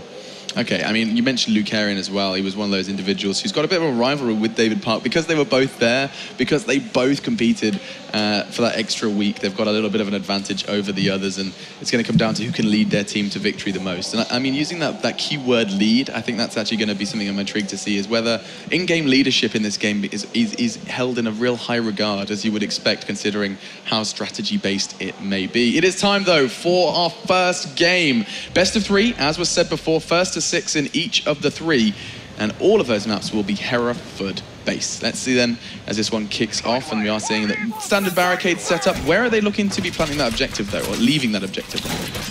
They're going to the basement again. This is the one that they've been using quite a bit now. You see that they're doing the same strat that they did earlier. You can see the barbed wire here. I can't tell if it's electrified. Yeah, it's electrified again, right above the trapdoor. So they said in the pre-interview that they're going to be changing their strats a little bit, but mind games maybe? Yeah, a little bit, eh? We'll see if it works out. It doesn't look like they're deviating much from what they have been doing. Yeah, I don't see much changes here. So this is actually intriguing. They said, oh, our normal strategies aren't going to cut it, and immediately that might very well put them on a bit more of a cautious, slower pace to their game plan. And most definitely is. Look at them already hitting those crouch keys, keeping it very, very slow and contained. That's just 20 seconds into this one, and nothing too much going to be gathered just yet. I'm seeing some very familiar faces in terms of classes. One we haven't really addressed as much as I think I'd like to is that it's the Blitz class. This is something I've seen quite a bit of. It's like a shield we've got here, shield and pistol. Yes, so you can hide behind the shield. I'll go ahead and select him right now. I'll go to first person view. So he's safe behind the shield. His gadget is essentially a flash on his shield, so he can trigger a flashbang and blind everybody as he's moving in. And because he's behind that shield, he is not taking any damage. He's pretty safe. If he has a teammate behind him too, he can clear a room pretty easily. And here you see him, he's trying to clear it out. He's pretty safe. He's not too worried about moving fast. So what's the counterplay? If I'm going up against a Blitz, what do I need to be looking out for? Generally, the shield classes, or the shield operators, you should use the satchel charge / nitrocell. It is a remote explosive similar to the smoke. It is very, very lethal. The radius is very, very big as well. We haven't seen much of it used here today, but if you got that shield guy coming up the stairs and you toss that satchel charge above him, it will take him out. If not, I'll let you go. Yeah, 1 second. I'm just thinking he may very well be in trouble. We do see a frag come in. It's Legend who does draw first blood, and blood and glory. It's more like blood and gory as he's now down. And we're going to be seeing a 5v4 start to take shape. You see, like, this is what I'm expecting to see more of with the Blitz. Is you're that front liner. He's going to try and connect something through the wall with his pistol. I imagine there's not too much penetration with the pistol from the Blitz. No, I mean, you can still shoot through the wall and not. Here you see the thermite being used right now. They want to clear the garage, and there he goes down right away. This, again, he's been staying in the garage, and they take him out. Now, in the basement, just where the ladder is right here, they have the whole section open. You got one guy waiting below, though. This is not going to be easy. Just 3 players remain for the defenders. Finest X, though, does manage to make it a bit more of a level playing field. He does take down Legend. And back into the eyes of Blitz as he's going to try and make his way down the staircase, of course, littered with barbed wire as they look to delay this push. Talking of delay, we're already about halfway into this one, and this haven't made too much of an impact on the actual objective. It's 4 versus 3, thanks to Finest X managing to at least get rid of that 5. You can see there the little drone. That's the Twitch drone I was talking about earlier. He's going to try to get down here. The positioning is the same from the previous matches. He's going to try to kill the guys behind the stairs, but the drone is pretty big. The defenders saw it and they killed it right away. They know this guy now is behind the stairs, though, so they're going to have to play this safe, and there you see it. Yeah. He goes down. Well, I mean, they managed to bring it into a 3v3. This is very well dealt with by the veterans. And Finest X just can't be stopped. This is his staircase. This corner's going to be called Finest X from now on. That is the new call, as that's 2 times in a row he's picked up double or more from that exact position, as he's going to be doing exactly what Jen was talking about just in that Q&A, making a little viewing hole and try and pick up a frag through there. Game over. What's he shooting at? There, that's the dock. This is really smart. Sadly, he's missing the shots here, but instead of going out there and reviving him, he's going at a distance, and he's trying to revive his friend. I'm not sure what's happening there. Again, the game is still in production, so you will see some things like this, but the idea is he wants to revive at a distance. He isn't able to do it, and now they're stuck in the objective alone. He's 1-on-2, I believe 1-on-2. Yeah, for 30 seconds for the attacker. Who is that? Let's jump on into his eyes, as he's only got 30 seconds to make all the plays happen, and who better than the seasoned veteran in more ways than one? It's Lucarian going up against the team that is named the Veterans. Let's see if the German man can make something happen with just 18 seconds left. This is, of course, a game about tactics, a game about process of elimination, and right now he's only got 10 seconds to find 2. That should not happen. This should go the way of the Veterans. 9 seconds, and Lucarian, he is wasting so much time here. I'm not too sure what's going on here. A little bit more running gun actually needed at this point. Yes, I mean, they're starting to get a little bit panicked here. I don't think he was paying attention to the clock. He wasn't moving up quick enough, but again, you have these guys defending very well. The setup is the same as it was before, and it seems to be working for them.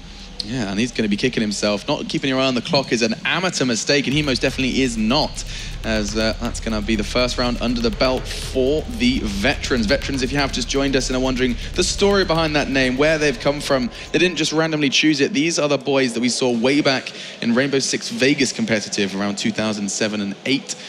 And they are managing to pick up the first round then in this grand final of the debut of Spectator Camp. That's what we're showing you here. Everything you're seeing on screen when in game is being controlled by the man to my right, Chris.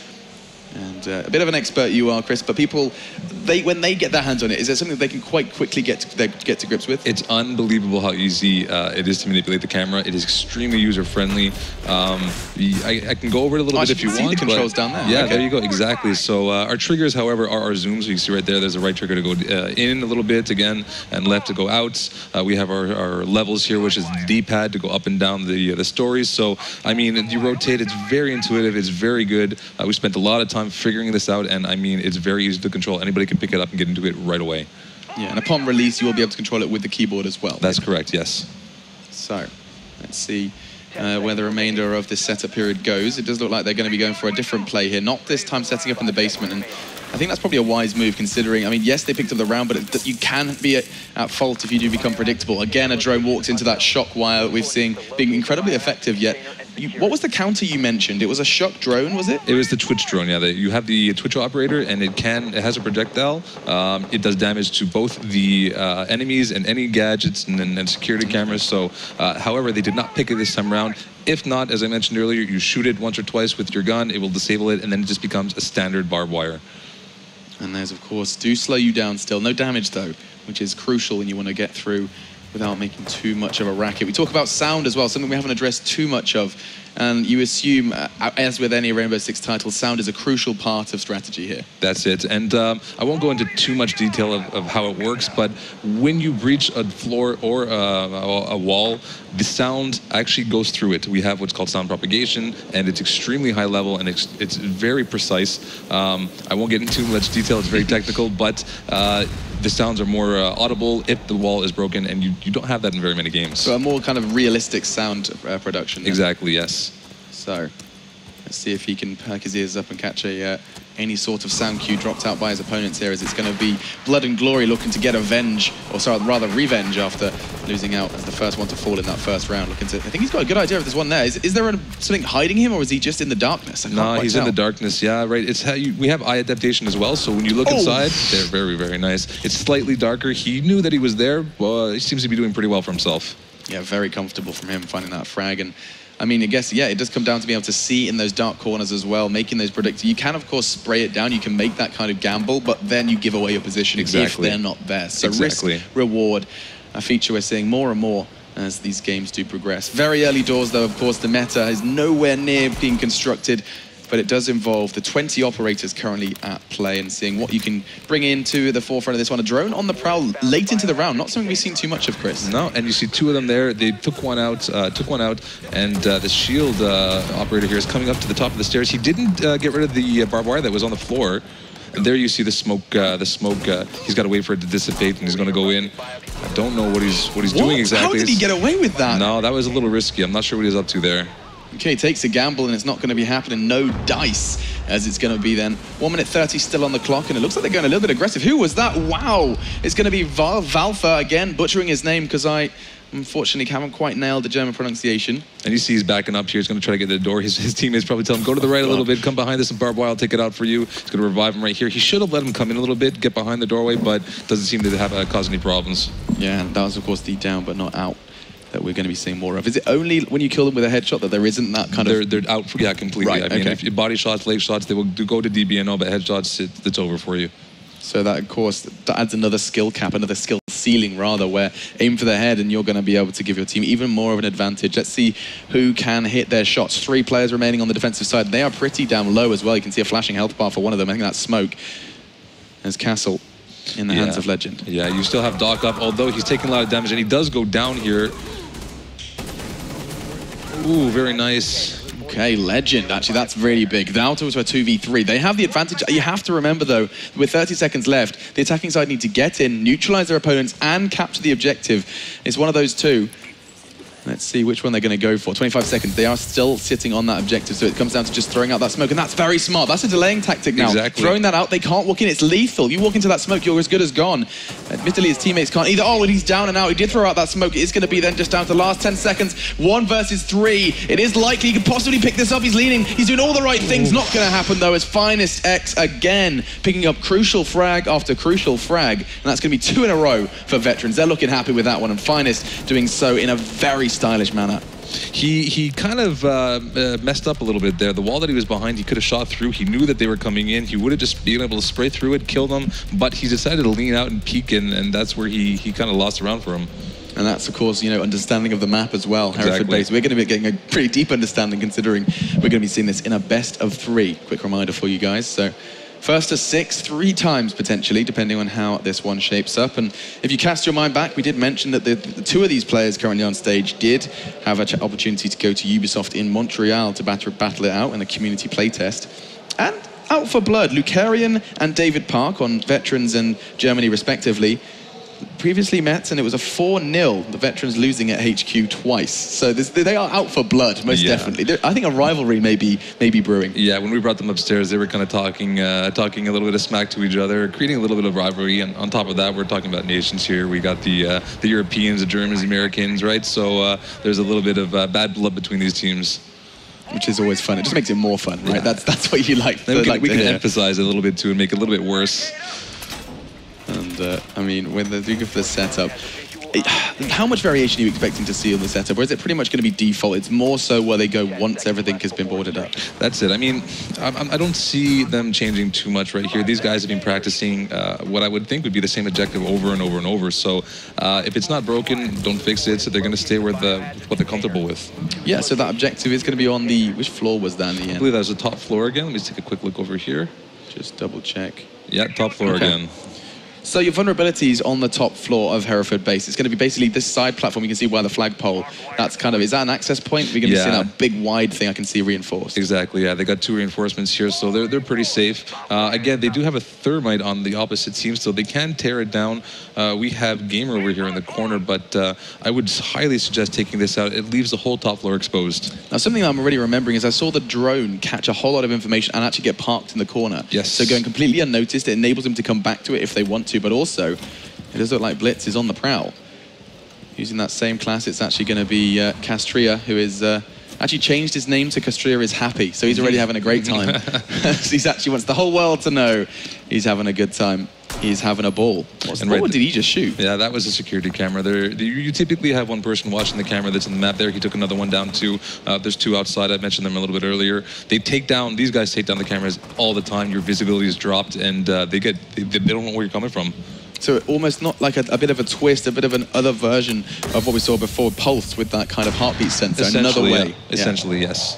Another way to gather information, of course, without the heartbeat sensor. No blood drawn this time. It looks like we're going to be seeing a bit of a slower one, as they say that. Does look like they're all setting themselves up for a very scary execute. Thermite, he's setting up one of his extra charges. It's going to be able to go through the reinforced barricade, as here comes the wave. Already Rogue Warchief has found one, finds the head of Casatria. Can he rappel over there and just jump through the window? That could be a surprise. You will need to rappel up first, go over and then come back down the side again. I assume when you rappel, you're making a whole lot of noise. You couldn't catch them by surprise. You can hear it very, very well. Okay. Although I would suggest going through the window right here. He breached the door. They know that he's there. So I would change positions here. A bit of a bait and switch. Something I feel like sound bait is going to be a big part of this game. You know, blowing a massive hole in a door, and then your team comes from the opposite angle. All of them are caught with their trousers around their ankles at that point because they're all staring at one place. And here comes the surprise. Look at that though. A whole lot of barbed wire set up by the defenders, and they have all 5 members still standing in this one. Yeah, very nice. They seem to put the barbed wire inside the objective location right now. I don't know how I feel about that. It is good, but at the same time, I'd rather put it at the top of the stairs, at the base of the windows, at the front of the doors. We should go to see. Is that the heartbeat sensor he's whipping out? Oh, this is the security cameras that have been left standing. So he's looking in the corners. We're going to be seeing 5 versus 3 now as Game Over does pick up one onto Rush. Already the defenders are still standing vigilant as the bodies keep dropping. Finest X, Final One hopes again, and this is looking all too sweet for the Veterans. And we said they were going to be out for blood, out for revenge, and they're doing just that, as this very well, 1 frag away could be the 3rd. Yeah, we got a 1-on-5 situation here, and he is full life. He might be able to do a bit of damage, as we saw in some earlier rounds, though there is a possibility. I don't see it happening. It's not likely, but again, he's not moving. He's staying there. He took out the camera there. There was one left, and you can see through the X-ray vision here that they're all looking at him. They know exactly where he is. Yeah, it's a horrible situation to be in. Solid nade, though, does land in the top pocket of Hopes, and he's going to find a second off the back of that. This man is not done yet. Legend could very well be trying to prove his name, as he's going to be desperate to try and find another one. Oh my God, I think he did every single time. They keep us on the edge of our seats, and as well, of course, the audience here at Gamescom are probably in a similar position, as every single time we write someone out of a round, they keep us guessing. At least 2 or 3 every time. Every time. I mean, that's why the game is so fun. It's very lethal. You need to be careful. These guys are peeking out a little bit too quick. They're getting taken down very quick. And I love it. I love the lethality of it. And where does that leave the score then? Is that going to be 3 or... Yeah, is that 3 or 4? I believe that's 3. Okay, so it is 3-0 so far. The Germans yet to find a round, and Lucarian, he said he wasn't going to be going into this one as confident as he was into his first game. And that's something you have to remember, that his teammates, for those of you that are wondering, if you haven't quite had the roster for you, it's going to be Legend, Castria, Valther, Rush, and Lucarian. Let's see if these boys can continue to frag as well. And you can see again, point that I'm going to keep making. So far, 3-0, and they're using controllers. Can't write these boys out. Yeah. It's oddly enough, when they came to Montreal during some of the matches they played, the David Park's team lost to Lucarians on the stream that we did on Twitch. So I guess there's a little bit of revenge right here. Yeah, kind of looking to prove his worth. Let's go back into the game then and see this setup period. I want to kind of focus this time on what the attackers are doing, because we see these defenses going up. I instead want to see, where these drones go, what they actually can gather in the first 40 seconds. Okay, so you got one already on the objective here. He sees it, he knows where it is. You can see it's jumping up here. We haven't seen too much of that. He's going to try to hide it on a high ground. They are fairly visible, but right now it doesn't look like the defenders actually see them. How have they not seen him? He is just parked. It's this little tube, this suspicious tube is just arrived somewhere. Let's be assuming it's part of the decor, as he's going to be gathering so much information. He can call where the barricades are, where the barbed wire is, where the players are. Incredible stuff. Who was that? It's Finest X who's gathering all this information, and after 3 successful rounds, they could very well be on the way to a 4th. What we haven't seen very much either is that you can actually tag with the drone, and I don't know why they're doing it, but once you tag as an attacker with the drone, the name comes up in red, and you can see it through the walls and through the floor. So technically what he should be doing here is going back to his drone, which he's not, and actually tagging it for his teammates so they know exactly where the defenders are. How long does the tag last? Is it a long period of time? It's about 3 seconds, give or take, but you can keep, there we go, I think he's doing it right now. I'll go hop into him right now. See, he's on it. They are looking at the drone. You see the red names right there. He is tagging them. It's very nice to see them finally do this. Nobody has been doing this quite yet, and it's a great feature. You see there in the bottom right hand of the screen, you can see the names. We talked about meta. I think Finest X may very well be the grandfather then of something we're going to be seeing a whole lot more of.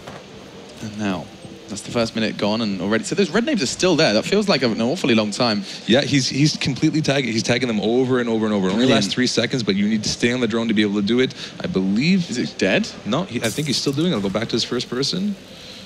1 second.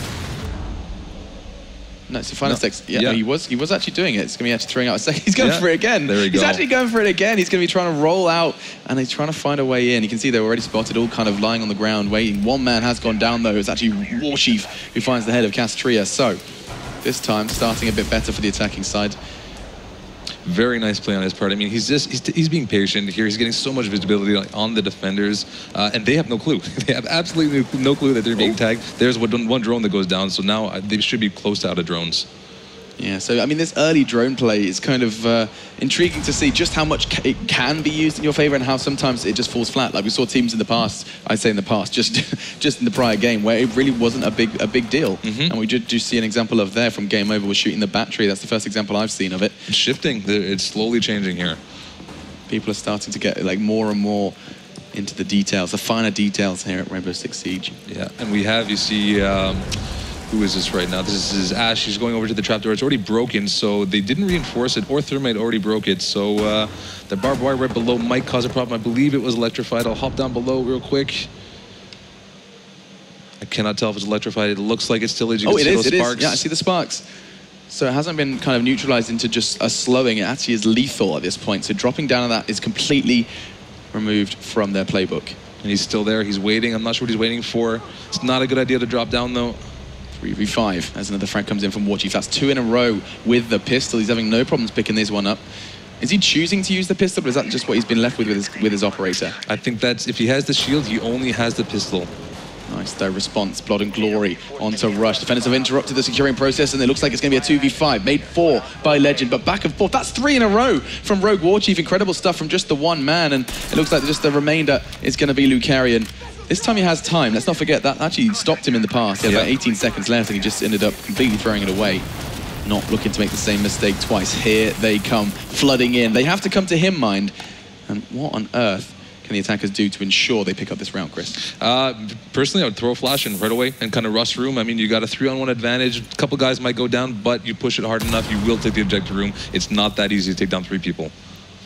Looks like he's going to be all out of barbed wire, all out of options, sitting in that corner as the doc class.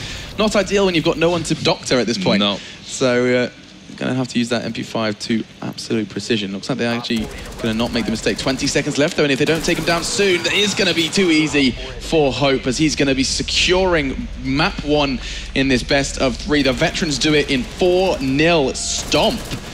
And it looks like Germans are going to have to go back to the playbook and come up with something new as we're going to be going into our second of this best of 3. You see, they're standing up now, kind of celebrating. They're having a bit of fun there. They're kind of happy with themselves. Again, they are technically, let's say, at a slight disadvantage here, but I think the other team is a mix of PC controls and Xbox remotes? Yeah, I think it's a mix of both. Actually, are you sure? Because I'm pretty sure the Germans were from the closed alpha. They were the top players. Okay. So I would assume they're using the mouse and keyboard. They're playing very, very well right now with the control. Very impressive. Yeah, of course. You know, these are names that anyone that followed the Rainbow Six previous titles in a competitive environment will be no stranger to. So far, Rogue Warchief just taking it in turns with Finest X to find incredible frags. Hopes has been the one to mop up, going for those trades where basically as soon as his teammate's down, he's the one to hold the corner, he's the one to get that trade and immediately keep numbers level. Yeah. As you know, numbers is becoming, it's so clear already that keeping your numbers high early is so damn crucial. And we see some history repeating itself too. Lucarian is always, he's always the last one alive, so I'm not sure what's happening there.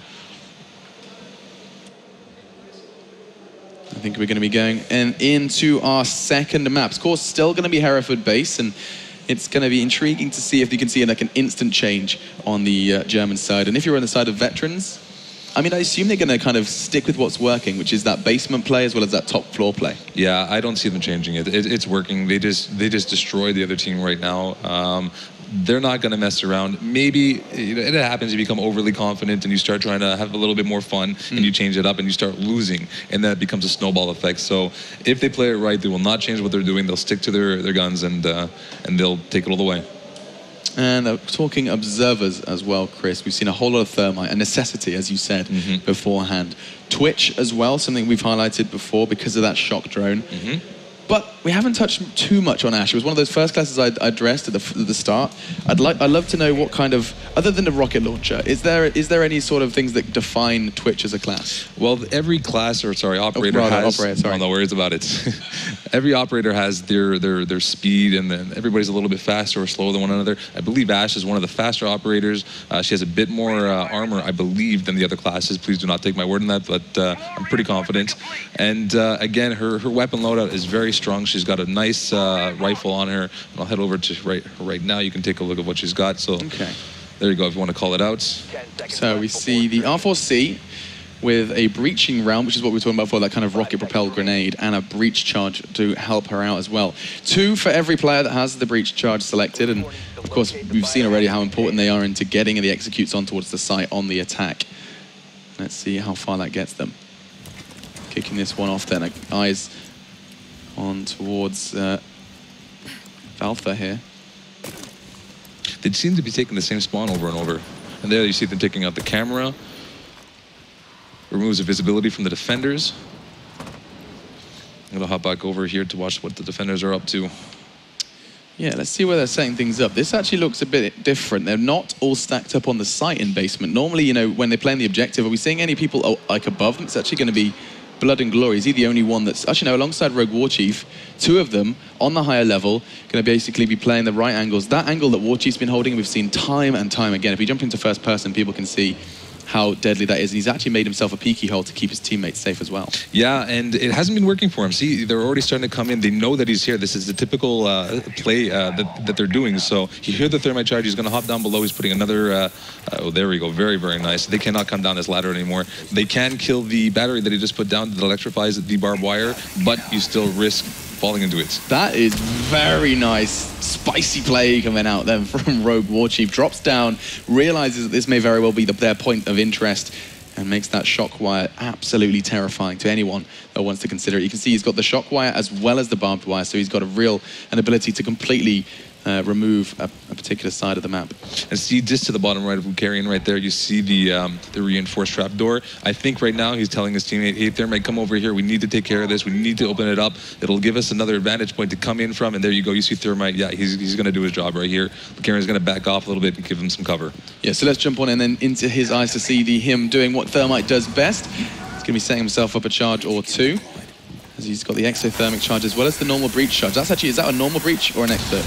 He's doing the thermite on the ground to his right there. You didn't see it, it's off to the screen. Okay. He's doing the other one. I believe he wants to make a hole to be able to get to the garage a little bit quicker. See, now he has full access to get to the garage much faster. This allows his team to go back and forth. And this keeps him guessing. Very, very nice then from Legends. He's already blown his way in towards the site. His teammates starting as they mean to go on as Rogue Warchief. It just seems to be finding entry frags every single round. Really solid play from him as an individual. And it's looking like we still haven't seen the Germans get close to a round. Still sitting at 0, a big fat 0. And let's see if things can change for them here. They are on the attacking side, that has to be remembered. They have to come to the defenders. And with 1 minute 20 left, would you say that now is like the time to push? Like, when would you have the cutoff and say it's a bit too late? I would say about 30 seconds is a good time to start pushing, depending on your positioning and depending on what sort of gadgets you still have. I have not seen very many flashes, as you said earlier. Now, I think there's only one defender in the objective room. Yeah, you see one defender, so if they drop down, you have 2 defenders who have to take care of these castle barricades. They have to rip them back down, get inside it, and then they technically become the attackers. They should be hopping in from above, and I don't see any of that happening right now. Yeah, we're seeing a great deal of kind of priority on fragging. We haven't seen too much where teams actually like got control of the site without the enemy team, but with the enemy team still standing. Like that must be a rarity because there's so much reliance on getting those frags. 4 for 2 then, as 2 attackers remain. It doesn't look like this is going to be the one for Germans, as the German side still hasn't picked up a round. And again, you see one of the last people on the team is Lucarian. I believe it's Lucarian, right? Oh, my apologies. No, Legend. it is not. Yeah, sorry. And I mean, this is the light shield. Why does it say tactical light shield 3 out of 3? Do you have multiple shields? No, it's the charges that you have for the flash on the shield. Oh, understood. Okay, because this is the Blitz class where you can almost like, do you trigger the flashbang or do the enemies trigger it on you? You trigger it. You trigger it with your right bumper. Most all the gadgets are done with your right bumpers. So you run in, you flash them. The guys behind you can throw another flash if he pleases. Clear out a room, stay behind the shield, and clear it out. And something that I saw when we were playing just yesterday, I was having a look at the game, and we saw when you can kind of put down not necessarily a riot shield, but something similar. Yes. So like a portable barricade? Yeah, deployable shield. That's what we saw, the 2 recruits. They're the ones that typically use it. So you have the deployable shield, you put it up, it gives you enough cover that you can duck behind and not get shot at all. You're completely protected. And you can also pick it up and move it again if you so choose. You can see now, some of the games earlier, you had 2 people picking recruits, and this is not the case with these 2 teams right now. And I'm seeing a new face, Montagne. Oh, this is nice. This is very nice. So Montagne has what we call the expandable shield. I'll hop onto him once the attack starts, but he has a shield similar to the other ones, but it expands to cover both your sides, your front, your head, and your feet, whereas the other shields are exposed at the feet. It is still hard to take them out, and it's still hard to get that nice little headshot when the shield is just giving you that bit of room. But Montagne, I can't wait to show you off. I can't wait to show him off. You can show me off as well. I can show you off. That sounds lovely. But no, you're absolutely right. Keep your eyes on the new one. This is actually a new face then. It took us to the grand finals, to our second of a best of 3 before we would see this class in action. And we are into said action. 28 seconds, you can see already that they've got the roots down. You're actually going through all the hidey holes to get the drop on the defenders. And do all 5 members of the attack kind of use their drones at the start? That's like their way of gathering as much information as possible. That's it. I mean, there are 4 floors in this map in particular. You typically send one guy to the base from one main floor, 1 second, and at the top. Right now, I don't know what they're doing. They're kind of all rushing around. They should be splitting up their drones. I'm not too sure what they're worried about, unless I missed something. And they have again that barbed wire on the stairs, but I don't seem to see anything here like that happening right now. Okay, so something a bit different then from the defending squad. Blood and Glory are going to be looking to do something special, as it's now again the veteran's turn to try and assault. He's rocking the Thermite class, which does give him that exothermic charge, enabling him to just break on through those enhanced barricades. You've got to be careful when assaulting. If you don't take a Thermite, I almost feel like we're going to be seeing him every single time because it's such a necessity. Yeah, you absolutely need him. And I mean, the advantage that he gives to the attacking team is essential. And there you see Miss Grenade, I was saying it earlier, it's not exactly easy. There's a little hole there for him to try to get it in, but he missed. And that's going to come with time. Time, something that these players haven't quite had enough of evidently. Ooh, this is so close. He knows he's there. He's going to go for a second time. Needs to get this lineup right, and he does so. Throws it in. Grenade super lethal. Not enough, though. Did he do any damage, or did it just not quite hit? I'll take a look right now. You can see his opponent was in that window. Looks like his smoke didn't take any damage there. Hope I'll hop into his screen right now. He's super happy with that one. And of course, with that nade being thrown at him, he knows exactly where at least one of them are. Smoker class that I feel so much potential with. I mean, I can already tell it's just a very strong defensive class. A lethal cloud of smoke, then able to both delay and slaughter opponents is most definitely going to be something we'll see more of. The time delay you were saying earlier, I think is a fantastic way to use it. You have 20 seconds left. He still has three left. So, I mean, if he runs the round down, he can essentially sit on the objective, gas each one of the doorways, and just wait it out. Yeah, I mean, what you keep addressing, you know, how powerful it can be to delay. Something we haven't seen much of, and is that kind of, not necessarily run and gun, but the rush from the attackers. They like to take it slow, and I think that's, of course, what this game style can appeal to. Just throw down. What just happened there was the charge actually coming out from Castria onto Finest, and one of the, well, excuse the pun, one of the veterans' finest is now down and out. Unfortunately, he got taken out there by the barbed wire. That, unfortunately, is clipping through the wall slightly, so that's a little bit unfortunate. I said unfortunate about 4 times, so I'll leave it there, and I'll let you keep going. All right. It was unfortunate. There you go. Just to kind of join the fun. But let's see where they go off the back of that one. Losing him will most definitely affect their numbers. And you're seeing Blitz kind of staring at a reinforced barricade, but he can break through. What I thought this was it was only going to be the Thermite that could get through. Yeah, there's a section of the wall there that is not reinforced. There's the 2 pieces to the side of it are, but there is that little end piece that is nothing on it.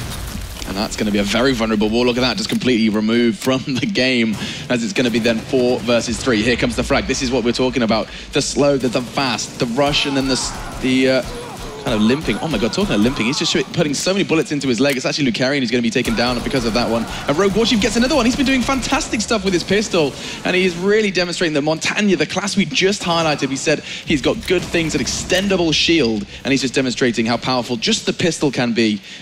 As that's 2. Could he find a 3rd? He has a stun grenade. He could push on off the back of that if he chooses to. You can see the people lying in wait for him. It's going to be Castria and Legend just waiting on the other side of these walls. He knows there's going to be extra players there. He's waiting for his backup. Game over's on the way as well. And this 3 versus 2 could very well change into a 2v2 in the blink of an eye. What we didn't pick up on there is that he killed Doc, and Doc actually can revive himself as well. So Doc picked himself back up again. Unfortunately, Rogue Chief just took him down once more. Yeah, so when you're down but not out, of course, not when you're fully headshotted. Game over then does find 1. It's not over yet. 1 versus 3 in 20 seconds. They are low. At least one of them is. Bandit and Smoke looking incredibly low. Oh my God, that's a double. It's down to a 1v1 every single time these clutches are coming close. Ooh. And it is going to be, once again, the dream dashed by Castria. And I want to see a clutch now. They've teased us 3 times, Chris, where things get so damn close, and you know, all that early damage that his teammates managed to put out actually put him in good stead to win that, what looks like an unwinnable situation. Yeah, very well played right there. So other than Doc, there's no other way to regenerate health in any way? No, there's no life regeneration. When you die, and that's it. So take your time. And we were talking about essential classes before, and I'm starting to believe that Doc is one of them, especially since he can revive himself. Yeah, so if you get put into kind of a nasty situation from a distance, so for example, someone goes aggressive on the defensive side and picks you off when you're on the outside, here on Hereford base, if you were a Doc and the two of you are lying there looking all kind of sprawled out but not actually out, that's when Doc brings himself up, brings your teammate up, and that early push is nullified. Exactly. You're pretty much, I mean, you're going 2 men down and then you're bringing 2 men back up right away. Wow. It's null, essentially. So Doc, Thermite, we're going to be seeing big things from both of those classes on either side. And now I'm intrigued to see if we're going to see more from Montagna, because that was insane. So many times in a row now we've seen the big plays coming out from the aforementioned Rogue War Chief. And there you saw, we talked a little bit earlier, Rook drops his plated armor pack there. It seems all the teammates have picked it up, so now they all have a bit of extra life to help him out in this round. And again, we talked about these essential classes, and I have to say that Rook seems to be one of the favorites for a lot of the people that are playing here.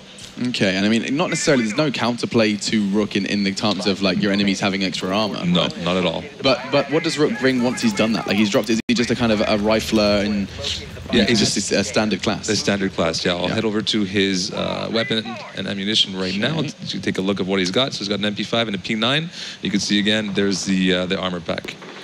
So yeah, you only get one of them. You're not going to be dropping multiple of them. That would be a little insane. As kicking this off with a bang. Still no early damage put out, but the defenders, they've opted for that same objective again. And still not too much action in the basement. It feels like they're quite comfortable. And it has to be mentioned, of course, that Germans did just pick up their first round of this grand final. Might be the motivation that they need, right? It happens all the time. We see it all the time in gaming. The big turn, the big momentum boost. And maybe they're just finding comfort as well. It's something that's often not really mentioned, is just how important it is to be comfortable, especially when your environment changes. If you're sitting there in your living room with your dog at your feet most of the time, and now suddenly you're here in Cologne, Germany, with a crowd watching you with voices dictating your every move, things feel a little uncomfortable to start with. The nerves hit, the palms get sweaty, and knees weak. Exactly. No, I don't think we should go any further, but you're absolutely right. Did he just catch a glimpse of was that his teammates? I think so, yeah. I think he left him too. Okay, all right then. We'll see what Castria can do, though, in the meantime, as he's actually going to... Oh, that's beautiful. Takes him his own medicine, gets a pistol frag onto Rogue War Chief. That's actually really good to see that already some adaptation has gone through. Lucarian, being quite quiet so far, does make an appearance in the kill feed onto Finest. And we're seeing what we saw a couple of rounds ago too with Pulse, the flanker there, who has the camera that can see the heartbeat sensor. He's staying outside of the objective room right now, and he's going to wait. He's going to wait for them to start pushing. He's probably going to come up behind them. Intrigued to see if he can actually get away with this. You'd assume there's going to be barbed wire at the top of these stairs, and there is. So we would have to melee that. Or can he? No, he would make noise if he walked over it as well. It'll make noise, okay, yes. so there's no way around this. He's going to be forced to make his whereabouts known if he wants to push up. Exactly, and you can hear the melee, you can hear the footsteps through it.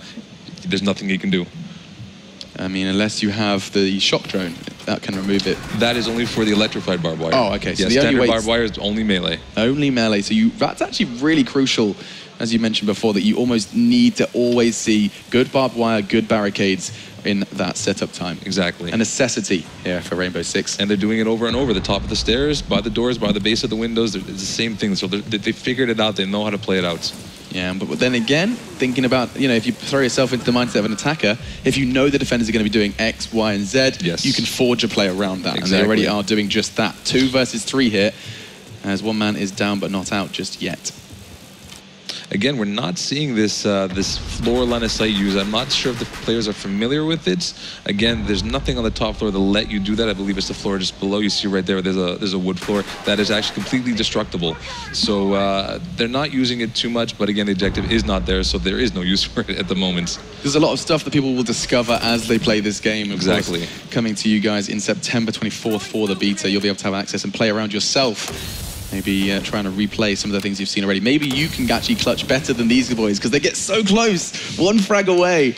And I would love to see, when people do get their hands on this, some incredible plays hitting the social media. Still though, 36 seconds and 3 versus 1 now, all on to our man Hopes. And he looks like he has got a bit of hope, only 1, as he does kick back just a little bit before Lucarian neutralizes that threat. And that's going to be 2 in a row then for the Germans. I think, that proposal you made, that momentum, that big M word, is starting to take shape. Yeah, I think it's going to help him out. At least mentally, it's going to help him out quite a bit. They got that slight advantage. It is a 2-1, and let's see what they can do with it now. They're starting to smile a little bit. They're getting excited. Is there any operators that you would have liked to have seen that we haven't just yet? No, essentially what they're picking here are the operators that I would put into my team personally. I mean, they're making the right choices here. Thatcher is pretty good if there's a pulse on the other side. Sorry, there's... forgive me just a second. Mute. Mute is the jammer, but we are not using it in this version right now. Mute actually disables breaches if you put it close to a wall. So you look at reinforced walls and you put the jammer on the other side of it and you put a breach on the opposite side of the said wall. That breach will no longer work because the mute is disabling the gadget. I won't go into much detail about that. As I said, it's not in this version here, but those are the kind of things I'd like to see. Unfortunately, we don't have them here. So in future, something you would maybe consider throwing into the mix is a class like Mute. I like the sound of that though, because I mean, we see how crucial breaches are. We see how they're integral to most executes. Being able to kind of remove that is a real strong power. Yeah, it's very, very strong class operator. So let's see. Oh, here we go. This is what you were asking for. We are going to be seeing the castle actually throw down a reinforcement on towards that. So that's going to complete. You can no longer access that drop. Only with the thermite, yeah. Thermite again, really need a necessity. And I mean, I wouldn't be surprised if, as this game develops and does get released, we see more people like mixing up, like, okay, I'll take thermite this round, you take thermite next round. Is that something they can do by mixing it up? Yeah, but when you come to this kind of game, and everybody has a preference of the operator that they choose, right? It's the same thing with every other game. If it has a class-based system, you typically find one that you're familiar with, one that you enjoy playing, and I see this happening to this game as well. You'll get your favorites. Yeah, talking of favorites, it looks like Hopes has found a new one, Sledge. A class you kind of touched on a bit. This is another way to access those walls, and actually he's given us a beautiful example. Thank you very much, Hopes, as that is his special ability. And I've just caught a glimpse, 25 out of 23, so you actually have a limited amount of sledgehammer use. Yes, I was actually not even aware of that. That's kind of cool. I don't see anybody actually using the full 23. That would be very impressive. There would be no walls left in the map. Just walk around the entire, like spend 4 minutes just bashing all the unnecessary walls. But yeah, so slight limitation, very minor there. And what does it kind of provide in terms of an assault? Is it another way to breach without being as noisy? I mean, what are we looking at here? Well, breach charges are good, but it takes a couple of seconds to put it up there, slap it, and then detonate it. Also you're static when you do it. Whereas Sledge, he can sledge the wall while he's moving and be safer than if you were to do it with a breach charge. Okay, so it's kind of, you always feel like it should be partnered with an SMG, kind of keeping him active. It's like this deadly duo going around. He's breaking the walls. The SMG's there right behind him. And talking of SMG, his finest with his AK-12. And you saw what he did there too in the garage. All he did is open it up. He tried to scare somebody. Maybe they go back into the ejector room and they clear the first floor. Typically, you want to go around and break a lot of these holes in the map for no reason at all, other than to just scare the defenders. Yeah, it's a big factor, absolutely. And as the security cameras go down, we talk of scaring. Oh, was that a drone? Oh, it's a drone. Yeah, he popped up earlier. This is beautiful.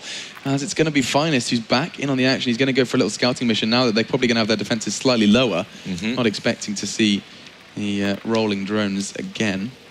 Yeah, see, they're trying to get more scouting information. They're not sure what they're running into here. They won't be able to get in, though. You see that electrified barbed wire is going to stop any drones from coming inside. There is, however, another entrance on the other side through a little vent. They're aware of it, but they're not using it at the moment. Yeah, maybe their drone's just not quite in the positions they need. Still, time's going to be becoming more of a factor. And this is one of those slow ones. This is really where you're going to be seeing the calm before the storm here, ladies and gentlemen, because time, 1 minute 40. No one has gone down yet. Yes, there's been an exchange, but it's been very minor so far. Looking to change that, though, it's Rogue Warchief again. Bullet to the brain of Rush with his pistol, and he's going to be looking for a potential second here, as they are now alerted of his location. Legend managed to equalize, though, as Rogue Warchief. I want to go back and watch this and see how many times he was the one finding the entry. Yeah. This is Montang. This is the pick that this is switching it up right now. I mean, it seems to be working, right? And he has a stun grenade as well, so he's kind of a combination of, like, he has not necessarily a flash shield, but he has a shield and a flash. A slight combination of which other class was that? Blitz. Blitz, yeah. Very utility. Very, very utility. What I'm surprised about is that nobody's staying close to him or behind him. And again, the barbed wire's on the floor right here. He should be able to melee it and take it out so he doesn't get slowed down. He's not doing that for some reason. And there's no harm in doing that either, because they know he's there, because he just got the kill. Get rid of that barbed wire now while you're safe. Can you, I mean, to be fair, he's vulnerable while meleeing it, I assume. Exactly, yeah, but right now he has the cover to be able to do it. Look at that again, very nice. second headshot. Rogue War Chief, somebody stop this man. He is quite literally going to be on fire if he doesn't get onto this objective soon. That's going to be, oh my God, it's a third. Where are they looking? Communication is looking a little lapse for the Germans as it's going to be a 1v4. And Lucarian is going to be shouting and screaming, saying, what on earth? And he's looking to give them a bit of a masterclass here. As he's found 4. Could he find the remaining 3? They are starting to... Oh, this is lovely. Look at this. Every single angle, every potential entrance, they're readying themselves. 10 seconds, though. They need to hurry up. Yeah, Thermite went off. They're going to get in. Oh, my God. There's the barbed wire slowing them down. They need to get in. They need to control it. Lucarian, if he just stays put, if they just stands there, Rogue War Chief needs to hurry up. This very well could be a 1 round, and it looks like it very well could be. They're on the just need to find him, though. They're on the objective. They just need to find him right now. Game over, spraying down. He's not going to find him just yet. This is horrible, like a cornered animal. Oh, he tries to kick back, but not going to happen. And it's going to be Blood and Glory who manages to pick up. So as long as somebody is on the objective, it will not time down at all. You have to take them out so it times down and you win the round. Now that was something I was interested in. So it hit 0, but because Lucarian was on the point itself, it couldn't be seized. Exactly. And he had to basically. So if you want to go clutch as a defender, you keep yourself in a position, even when they're charging in, even when they're sitting there like we've won, you can have the drop on them still. Yeah, and I mean, they used a lot of the drones early on, so they had no more visibility. Staying in that corner like that, and they have to come in and check every little corner, and he's pretty safe. He picks them off. The timer doesn't go down. It was well played by him. It's sad to see him at the end of the round, each time being alone. I think his team needs to pick it up a little bit, but they are still playing very well. Very well played by Lucarian there. I mean, he's doing a good job. I'm starting to understand more about why you said 30 seconds is like a minimum, because if they charged in anything kind of sub 30, you could get in. Yes, you could kill 2 of the 3 players, but you're you're nearing on like 1 or 2 seconds left on the clock, and you still have to find defenders. That is not going to be easy by any stretch of the imagination. No, and a lot of these teams now, we saw it in a couple rounds ago, that they put the barbed wire inside the objective room, so that prevents them from getting inside and slows them down with the capture. And for people that have just joined us and wondering what you are watching, this is the Rainbow Six Siege. And this is multiplayer gameplay. We have some of the veterans, people from way back when on the MLG circuit competing in the Rainbow Six Vegas. And they're here now under the flag of veterans, rather appropriately. And they're playing against Germans, the players who played the closed alpha. The top 5 from Germany managed to get all the way over here. Obviously not too far for them to come. We are here at Gamescom over in Cologne, and they've come over here to try and keep the home crowd happy, and it looks like the veterans are putting up a very good fight. Best of 3, the first one going the way of the veterans, and they've actually managed to finally start to make this look a little closer, starting to stabilize off the back of that 4-0 defeat in the first. I think they're also learning the strat of the other team here. Again, I mean, you see that barbed wire every time underneath the trapdoor in the objective room. You see one guy, let's see if he's still there again, inside the garage. Yeah, he's always playing the same position. I mean, they're starting to learn. Yeah, and I think what else you need to learn is just don't go near Rogue War Chief at this point. He is fragging king. As again with Montan, it's actually Walther who's picked this up. I think there's a bit of a mix-up, because that's going to be kind of following in Rogue War Chief's footsteps. He's saying, oh, okay, I feel like this is working. Yeah. I should probably copy him. So he's actually, mimicking what's working against him to try and give them a taste of their own medicine somewhat. Now, I think they're aware of War Chief being in here. However, you could see already Lucarian's coming around. There's a good chance they know that he's in here. Yeah, and I mean, to be fair, when they know someone's there, that's intel gathered. But I mean, to take them down, there's still a whole lot of risk for the attackers. That's it. Like, I mean, what can they use to have like a risk-free exchange? What's at their disposal? Well, I mean, you saw it earlier. Sledge took out the wall on the opposite side of the garage. Here, I'll go and focus it just a second here. Right there, you see the barricaded wall. Thermite will need to take this one out as it is reinforced, but I would actually have the whole team clear out this room first and then spread out afterwards. And so far, time's still ticking away, and nothing found just yet. I'm not even sure we've seen a damaging exchange, more so just destroying as much as they can as they maneuver their way, creep and crawl. And these are 2 shields now pushing up the hallway together. That's terrifying as a defender. Like, oh man. You're not going to be able to break through that easily. I think the best kind of foot forward there would be a grenade. Would you not disagree? Yes, definitely. Again, the nitrous cell would be a good option. They're going to have to come down the stairs, and if they've been playing the way they have every round, there should be barbed wire here at the bottom. Again, look at that. Wow. There's so many barbed wire. There is no point of even trying to come down there. I would suggest coming down the ladder, but you got 2 guys right below it. This is a very nice format, actually, from the veterans. They've mixed it up. They said that the old strategies weren't going to cut it, and this is something new, something pulled from the strategy book. as they're looking to catch them by surprise. 1 minute 40 then, and every second that passes, it puts it in good stead for the defenders. Rogue Warchief, can you stop? As he gets another one, finds the head of Rush this time, no longer with the pistol, of course, this time on the defensive side of things. And this is what I was talking about. To see them, they're grouping up finally. I think they're starting to figure it out. I don't know if they have flashbang. We got one frag there. We have one smoke. Oh, the smokes are gone. Another one smoke there, but a stun. There's no flashes. I think they're going to have to find another route here to come around. You see them leaving right now. They do not want to drop down there. So you see this kind of difference between a stun and a flash in, you know, every kind of different FPS game. What for you guys over at Rainbow Six do you have, like, what does a stun necessarily do? Actually, I couldn't tell you exactly, but it does typically what you would expect as stun grenade to do. There's a slight slowdown, I believe, of the character. He cannot move. It's similar to barbed wire, but do not take my word on that. I'm a little foggy on the specifics.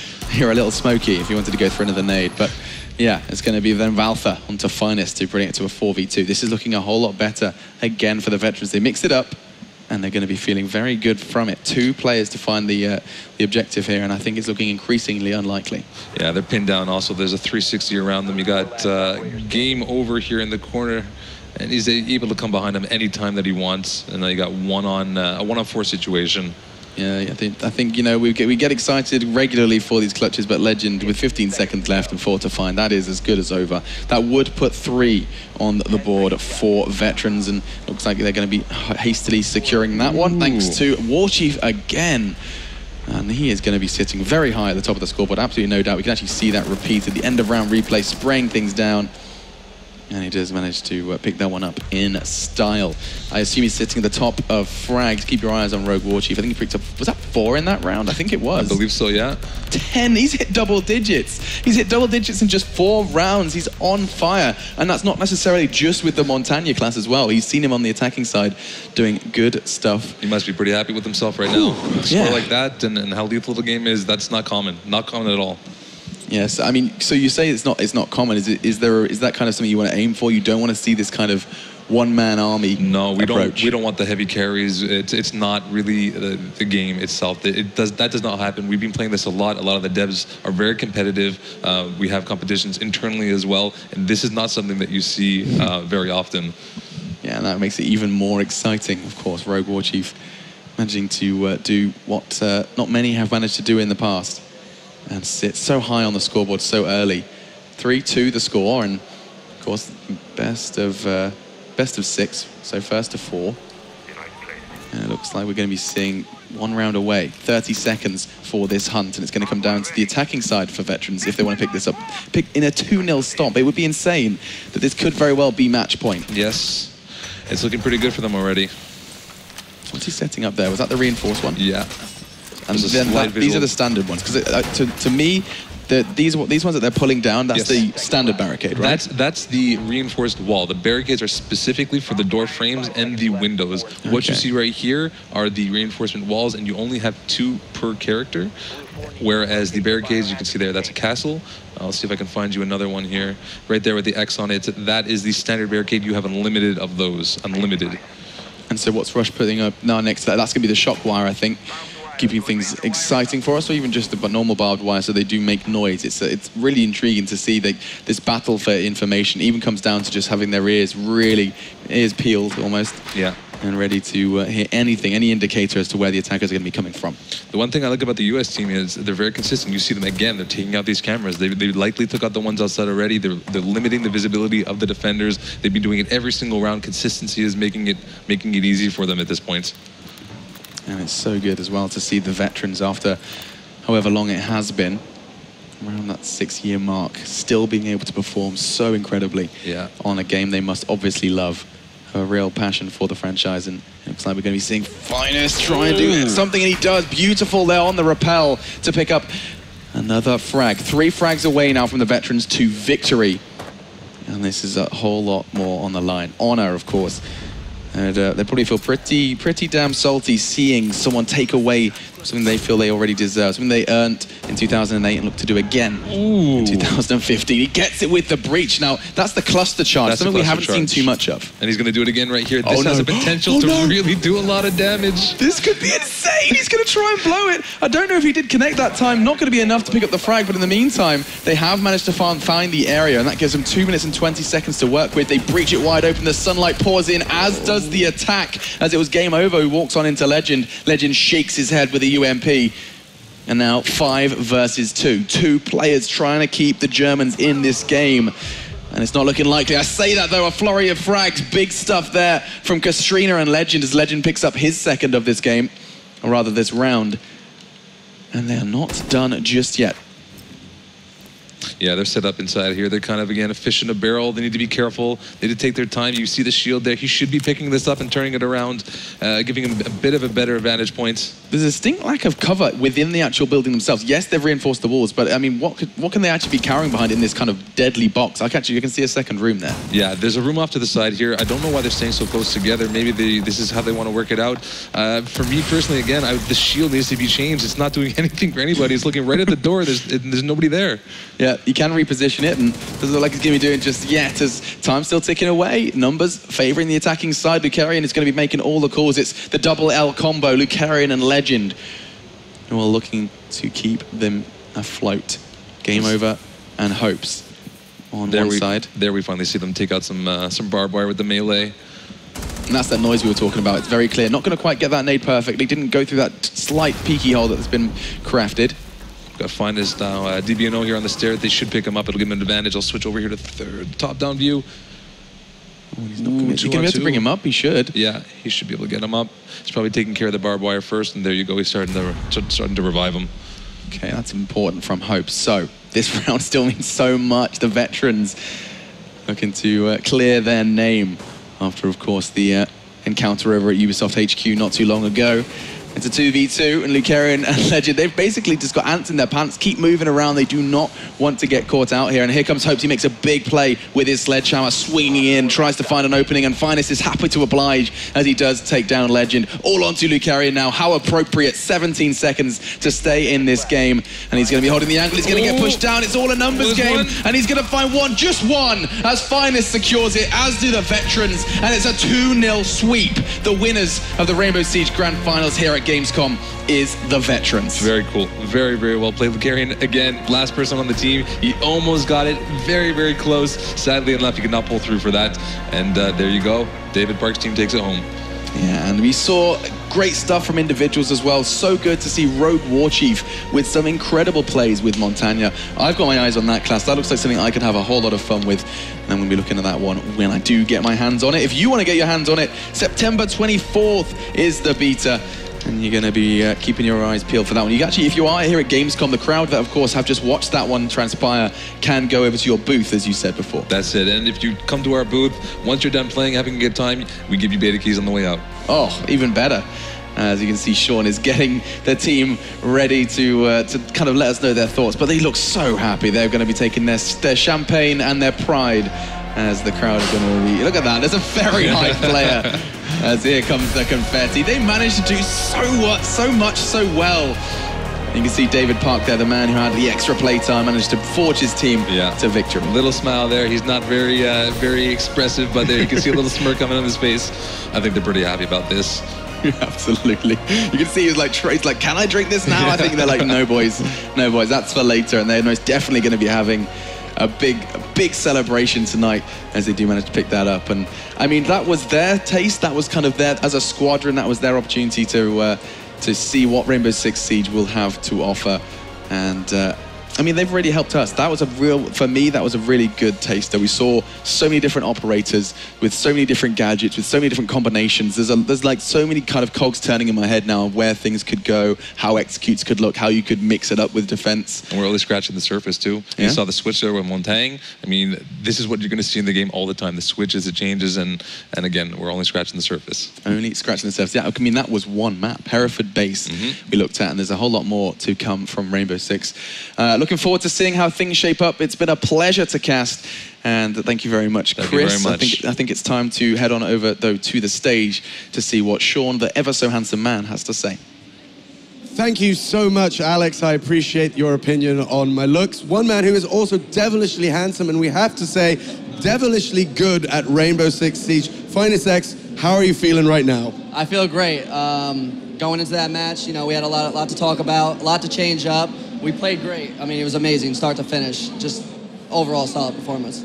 Now, we saw so many cool moments there. I mean, you having the camera drone, being able to hide there, tagging people, all these moves. I mean, it was really like seeing you guys evolve the way that you were playing it. Did you feel that as well while playing? Yes, definitely. I became a sneaky beaver at that point. But no, everybody together just communicated way better. I think the nerves were gone, and we played great. Hashtag sneaky beaver. Now, obviously, the guys that didn't go quietly into the night were your opponents. They put such a good show down, the Germans. I mean, thoughts on how they played? I thought they played great. I think we came out very strong. We beat them 4-0 in that first match, and then they had some things I had never saw before in that game in terms of the barbed wire on the outside of the wall where I climbed up and just died right away. They had a lot of good setups, and you know, cheers to them. Hope to see them in the game on the future. Absolutely. 24th September, of course, everybody's invited. Everybody's getting involved. So what's next for you? You got some champers in the hand there, some bubblies. Go celebrate? I wanted to spray it here, but they told me I wasn't allowed. So yeah, we're going to take this back to the room, get changed, and then come back and celebrate. Well, I want to thank you so much. And again, please, a round of applause, everybody. Guys, please. Jen, you want to come over to me? Oh. Left or right, they can leave anyway. They're champions. Jen. Hi. That's got to feel pretty cool to see such awesome gameplay, such an exciting round, something so close, new features. Talk me through what that was like for you guys. And of course, Chris, you too. Yeah, of course, it feels amazing to see our game on stage. Finally, we've been dreaming of this, and finally it's happening. We're seeing teams playing, evolving, learning strategies. This was a lot of fun for me. I kind of wish it went on to game number 3, but maybe next time. Maybe next time. Chris, what was that like for you? I mean, seeing that strat of getting that camera up there, hiding, seeing people not even notice it, they're tagging people. I was like, this is crazy. They were consistent. They were very, very consistent. It was really cool to see. It paid off. You saw a little bit of a change there with Montaigne pick at the end, but they did amazing. They did a fantastic job. Now for you guys, obviously it's back to Montreal. The job's not done yet. What's next? What's next? That's a good question. Well, we got the beta coming up, so everyone should go on our website and register so that they can start playing, and who knows, end up on a stage like this one day. That would be pretty cool. Now, guys, I mean, first off, I have to say thank you so much for coming down. Of course, thanks to Alex for being there as well, doing all the stuff. We still have the raffle, which you can still take part of, so if you're watching at home, of course, head over to Rainbow 6 R6 swag. I got there in the end. It took a while. I'm sure that somebody put it in the lower third, which will help me out anyway. Guys, it's been an absolute pleasure. I know that all the teams have done. Of course, a big round of applause to everybody who took part. A big thank you to you guys, all the guys at Ubisoft. Any closing words for everybody that's watching? Well, as a community developer, I have to say follow us at Rainbow Six Game on Twitter. That was easy. For you? I'll see you in the beta. I'll see you in the beta. Better words cannot be spoken. Guys, thanks so much for watching. And once again, thank you. Take care and see you again very soon, September 24th, Rainbow Six Siege.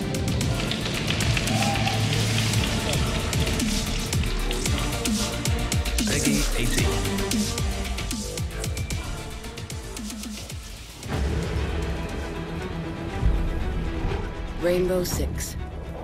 Experts in close quarters battle and hostage rescue. Assembled from special forces teams around the world. The counter-terrorism units. We've run ops in 47 countries. When a job's too dangerous for everyone else, we go in. The regiment's been active since World War II.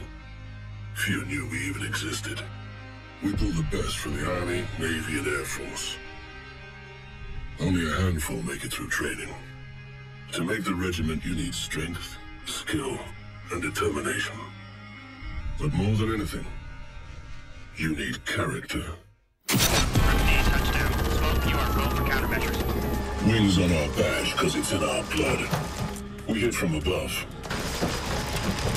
The adrenaline, it floods your whole body. You need to control it. Focus it. Time stretches, and you get really calm. You feel ready. Ready to engage.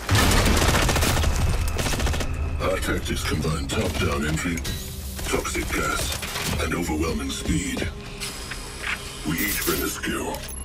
Combined, we're lethal.